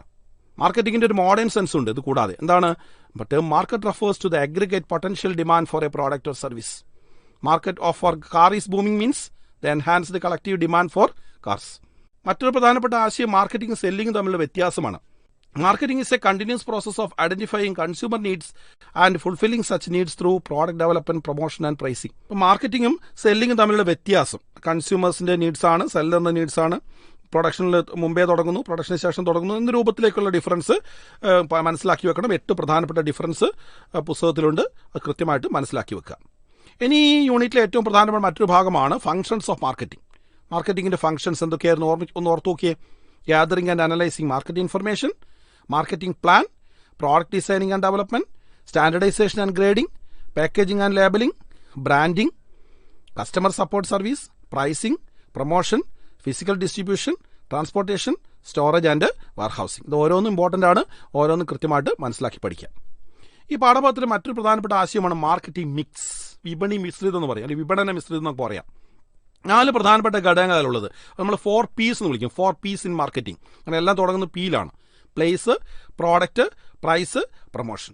ഇത് ഓരോന്നും എന്താണെന്ന് കൃത്യമായിട്ടും മനസ്സിലാക്കി വെക്കുക. എന്താണ് price, എന്താണ് product, എന്താണ് promotion തുടങ്ങിയ കാര്യങ്ങളെല്ലാം കൃത്യമായിട്ട് മനസ്സിലാക്കി വെക്കുക. അപ്പോൾ പ്രൈസ് എന്താണെന്ന് നമുക്കറിയാം അല്ലേ. എന്താ പ്രൈസ് എന്ന് വെച്ചാൽ that is exchange value of a product. ആ പ്രൈസിങ്ങിനെ നിശ്ചയിക്കുന്ന നിരവധിയായ ഘടകങ്ങളുണ്ട്. പ്രോഡക്റ്റിന്റെ cost, utility and demand, extent of competition, government regulation, pricing objectives, marketing methods തുടങ്ങിയ എല്ലാം ഇതിനെ സ്വാധീനിക്കുന്ന ഘടകങ്ങളാണ്. ഇനി അതിൽ തന്നെ പ്രൊമോഷനിലെ പ്രധാനപ്പെട്ട എലമെന്റ് ആണ് അഡ്വർടൈസ്മെന്റ്. അഡ്വർടൈസ്മെന്റ് എന്താണെന്ന് നമുക്കറിയാം. Advertisement paid form of non personal presentation and promotion of ideas, goods or service by an identified sponsor. അപ്പം അതിനകത്ത് എന്താണ് അഡ്വർടൈസ്മെന്റ് മെറിറ്റ്സ്, ഡിമെറിറ്റ്സും കൂടി മനസ്സിലാക്കി വെക്കണം. ഇനി ഇതേപോലെ തന്നെ മറ്റൊരു ആശയമാണ് sales promotion. It refers to short-term activities which are aimed at promoting sales such as rebates, discount, free gift, contest, refund, premium തുടങ്ങിയ വഴികൾ ഉപയോഗിക്കുകയാണ് അല്ലേ. അപ്പം വ്യത്യസ്തമായ വഴികൾ ഉപയോഗിച്ചുകൊണ്ട് പെട്ടെന്ന് സെയിൽസ് വർദ്ധിപ്പിക്കുക, ഷോർട്ട് ടൈം സെയിൽസ് വർദ്ധിപ്പിക്കാൻ വേണ്ടി ഉപയോഗിക്കുന്ന ടെക്നിക്സ് ആണ് നമ്മൾ സെയിൽസ് പ്രൊമോഷൻ എന്ന് വിളിക്കുന്നത്. ഈ പാഠഭാഗത്ത് നിന്ന് ചോദിക്കാവുന്ന ചോദ്യങ്ങൾ കൂടി നമുക്ക് നോക്കാം. List out any 4 commonly used sales promotion techniques. List out any 3 merits of advertising. Briefly explain the 4 P's in marketing. വളരെ പ്രധാനപ്പെട്ട ചോദ്യമായിട്ട് വരാൻ സാധ്യതയുണ്ട്. What is pricing? List out any 4 factors affecting pricing of a product. Explain any 5 functions of marketing. ഈ രൂപത്തിലൊക്കെ ചോദ്യം നമുക്ക് പ്രതീക്ഷിക്കാവുന്നതാണ്. ഇനി നമ്മളുടെ ഏറ്റവും അവസാനത്തെ യൂണിറ്റ് കൺസ്യൂമർ പ്രൊട്ടക്ഷൻ. കൺസ്യൂമർ പ്രൊട്ടക്ഷനിൽ 1986 കൺസ്യൂമർ പ്രൊട്ടക്ഷൻ ആക്ട് ആണ് പ്രധാനമായിട്ട് സൂചിപ്പിക്കുന്നത്. അതിൽ എന്താണ് കൺസ്യൂമർ പ്രൊട്ടക്ഷൻ, അതേപോലെ തന്നെ കൺസ്യൂമറുടെ റൈറ്റ്സ്, 6 പ്രധാനപ്പെട്ട അവകാശങ്ങൾ അവിടെ സൂചിപ്പിക്കുന്നുണ്ട്. Right to safety, right to be informed, right to choose, right to be heard, right to seek redressal and right to consumer education. ഇതെന്തൊക്കെയാണെന്ന് കൃത്യമായിട്ട് മനസ്സിലാക്കി വെച്ച് പഠിക്കാം. അതേപോലെ തന്നെ 1986 കൺസ്യൂമർ പ്രൊട്ടക്ഷൻ ആക്ട് അനുസരിച്ചുള്ള റിഡ്രസൽ ഏജൻസീസ്, പരാതി പരിഹാര വേദികൾ, district forum, state commission, national commission, ഇതും കൃത്യമായിട്ട് മനസ്സിലാക്കി വെക്കുക. ഇനി ഇവിടെ ഒന്നും പരിഹാരം ഉണ്ടായില്ലല്ലോ, ഡിസ്ട്രിക്ട് ഫോറത്തിൽ പരിഹാരം ഉണ്ടായില്ലെങ്കിൽ സ്റ്റേറ്റ് കമ്മീഷനിൽ കൊടുക്കാം പരാതി, അവിടെയും പരിഹാരം ഉണ്ടായില്ലെങ്കിൽ നാഷണൽ കമ്മീഷനിലും കൊടുക്കാം. നാഷണൽ കമ്മീഷനിലും പരിഹാരം ഉണ്ടായില്ലെങ്കിലോ നമുക്ക് എന്ത് ചെയ്യാം, നമ്മുടെ രാജ്യത്തെ അത്യുന്നത കോടതിയായിട്ടുള്ള സുപ്രീം കോടതിയിലേക്ക് പോകാം അല്ലേ. ഈ പാഠഭാഗത്ത് നമുക്ക് പ്രതീക്ഷിക്കാവുന്ന ചോദ്യം എന്ന് പറയുന്നത് explain any 4 rights of A consumer under CPA 1986. List out the various redressal agencies under CPA. അപ്പോൾ നമ്മൾ ഫോക്കസ് ഏരിയയിലെ ഏകദേശം കാര്യങ്ങളെല്ലാം ഈ അവസാനത്തെ യൂണിറ്റുകളെ ബന്ധിപ്പിച്ചുകൊണ്ട് പറഞ്ഞു കഴിഞ്ഞു. ഈ അവസാനത്തെ കൺട്രോളിംഗ് മുതലുള്ള യൂണിറ്റുകളുടെ നോൺ ഫോക്കസ് ഏരിയ ഏതൊക്കെയെന്ന് പ്രധാനമായിട്ട് നമുക്ക് നോക്കാം. That is importance of controlling, limitations of controlling, അത് രണ്ടും നമുക്ക് നോൺ ഫോക്കസ് ഏരിയയിലാണുള്ളത്. അതുകൂടാതെ പിന്നെ എന്തൊക്കെ വരാം, കൺട്രോളിങ്ങിൽ നമുക്ക് 2 തരത്തിലുള്ള കൺട്രോളിംഗ് ടെക്നിക്സ് ഉണ്ട്, ട്രഡീഷണൽ ടെക്നിക്സും മോഡേൺ ടെക്നിക്സും ഉണ്ട്. അതിൽ മോഡേൺ ടെക്നിക്സ് നമ്മൾ നോൺ ഫോക്കസ് ഏരിയ ആണ്. അതേപോലെ നമ്മുടെ അടുത്ത യൂണിറ്റിലേക്ക് വരികയാണെങ്കിൽ factors affecting fixed capital, factors affecting working capital തുടങ്ങിയ ആശയങ്ങളൊക്കെ നമുക്ക് നോൺ ഫോക്കസ് ഏരിയയിലാണ്. അതും ചോദ്യങ്ങൾ ചോദിക്കാൻ സാധ്യതയുള്ള മേഖലയാണ്. ദെൻ 10ാമത്തെ യൂണിറ്റിലേക്ക് വരികയാണെങ്കിൽ ഒരുപാട് ഫിനാൻഷ്യൽ മാർക്കറ്റ് എന്ന് പറഞ്ഞ മേഖല വരികയാണെങ്കിൽ functions of financial market, classification of financial market, primary മാർക്കറ്റും സെക്കൻഡറി മാർക്കറ്റും തമ്മിൽ വ്യത്യാസം തുടങ്ങിയ കാര്യങ്ങളെല്ലാം ഇതിൽ വരുന്നതാണ്, നോൺ ഫോക്കസ് ഏരിയയിൽ വരുന്നതാണ്. ഇനി മാർക്കറ്റിംഗ് എന്ന് പറയുന്ന യൂണിറ്റിലേക്ക് വരുന്ന സമയത്ത് ഒരുപാട് നോൺ ഫോക്കസ് ഏരിയ നമുക്കതിൽ ഉണ്ട്. കാരണം എന്താണെന്ന് വെച്ചാൽ അതിനകത്ത് ഒരുപാട് ആശയങ്ങളുള്ളൊരു യൂണിറ്റാണ്. ആ നോൺ ഫോക്കസ് ഏരിയ നമ്മൾ കൃത്യമായിട്ട് മനസ്സിലാക്കി പോകണം. ബ്രാൻഡിങ് എന്താണ്, ഒരു ഗുഡ് ബ്രാൻഡ് നെയിമിൻ്റെ പ്രത്യേകതകൾ എന്തൊക്കെയാണ്, വിവിധ തരത്തിലുള്ള ഡിസ്ട്രിബ്യൂഷൻ ചാനൽസ് ഏതൊക്കെയാണ്, അഡ്വർടൈസ്മെൻറ്റിൻ്റെ ഫീച്ചേഴ്സ് എന്തൊക്കെയാണ്, അതേപോലെ തന്നെ അത് ഏതൊക്കെ തരത്തിലുള്ള മെറിറ്റ്സ് അഡ്വർടൈസ്മെൻറ്റ് പ്രൊവൈഡ് ചെയ്യപ്പെടുന്നുണ്ട് തുടങ്ങിയ കാര്യങ്ങളെല്ലാം അതിൽ പരാമർശിക്കുന്നുണ്ട്. പിന്നെ അവസാന ഭാഗത്ത് പാക്കേജിങ്ങും ലേബലിങ്ങും പോലെയുള്ള ചില ആശയങ്ങൾ കൂടി പറയുന്നുണ്ട്. അതും കൂടി കൃത്യമായിട്ട് മനസ്സിലാക്കി വെക്കുക. അപ്പോൾ ഈ ചർച്ചകളിൽ നിന്ന് ഏകദേശം നമ്മളുടെ പ്രധാനപ്പെട്ട ആശയങ്ങൾ എന്തൊക്കെയാണ്, വരാൻ സാധ്യതയുള്ള ചോദ്യങ്ങൾ എന്തൊക്കെയാണെന്നൊക്കെ നമ്മൾ മനസ്സിലാക്കി അത് കൃത്യമായിട്ട് പഠിച്ചു വെക്കുക. എല്ലാവർക്കും ഏറ്റവും മികച്ച പരീക്ഷാ വിജയം ആശംസിക്കുന്നു. ഇപ്പോൾ നിങ്ങൾ കേട്ടത് പൊതുവിദ്യാഭ്യാസ വകുപ്പിന് വേണ്ടി +2 ക്ലാസിന്റെ പ്രധാന ഭാഗങ്ങൾ കേന്ദ്രീകരിച്ച് കൈറ്റ് വിക്ടേഴ്സ് തയ്യാറാക്കിയ ഫസ്റ്റ് ബെൽ ഓഡിയോ ക്ലാസ്.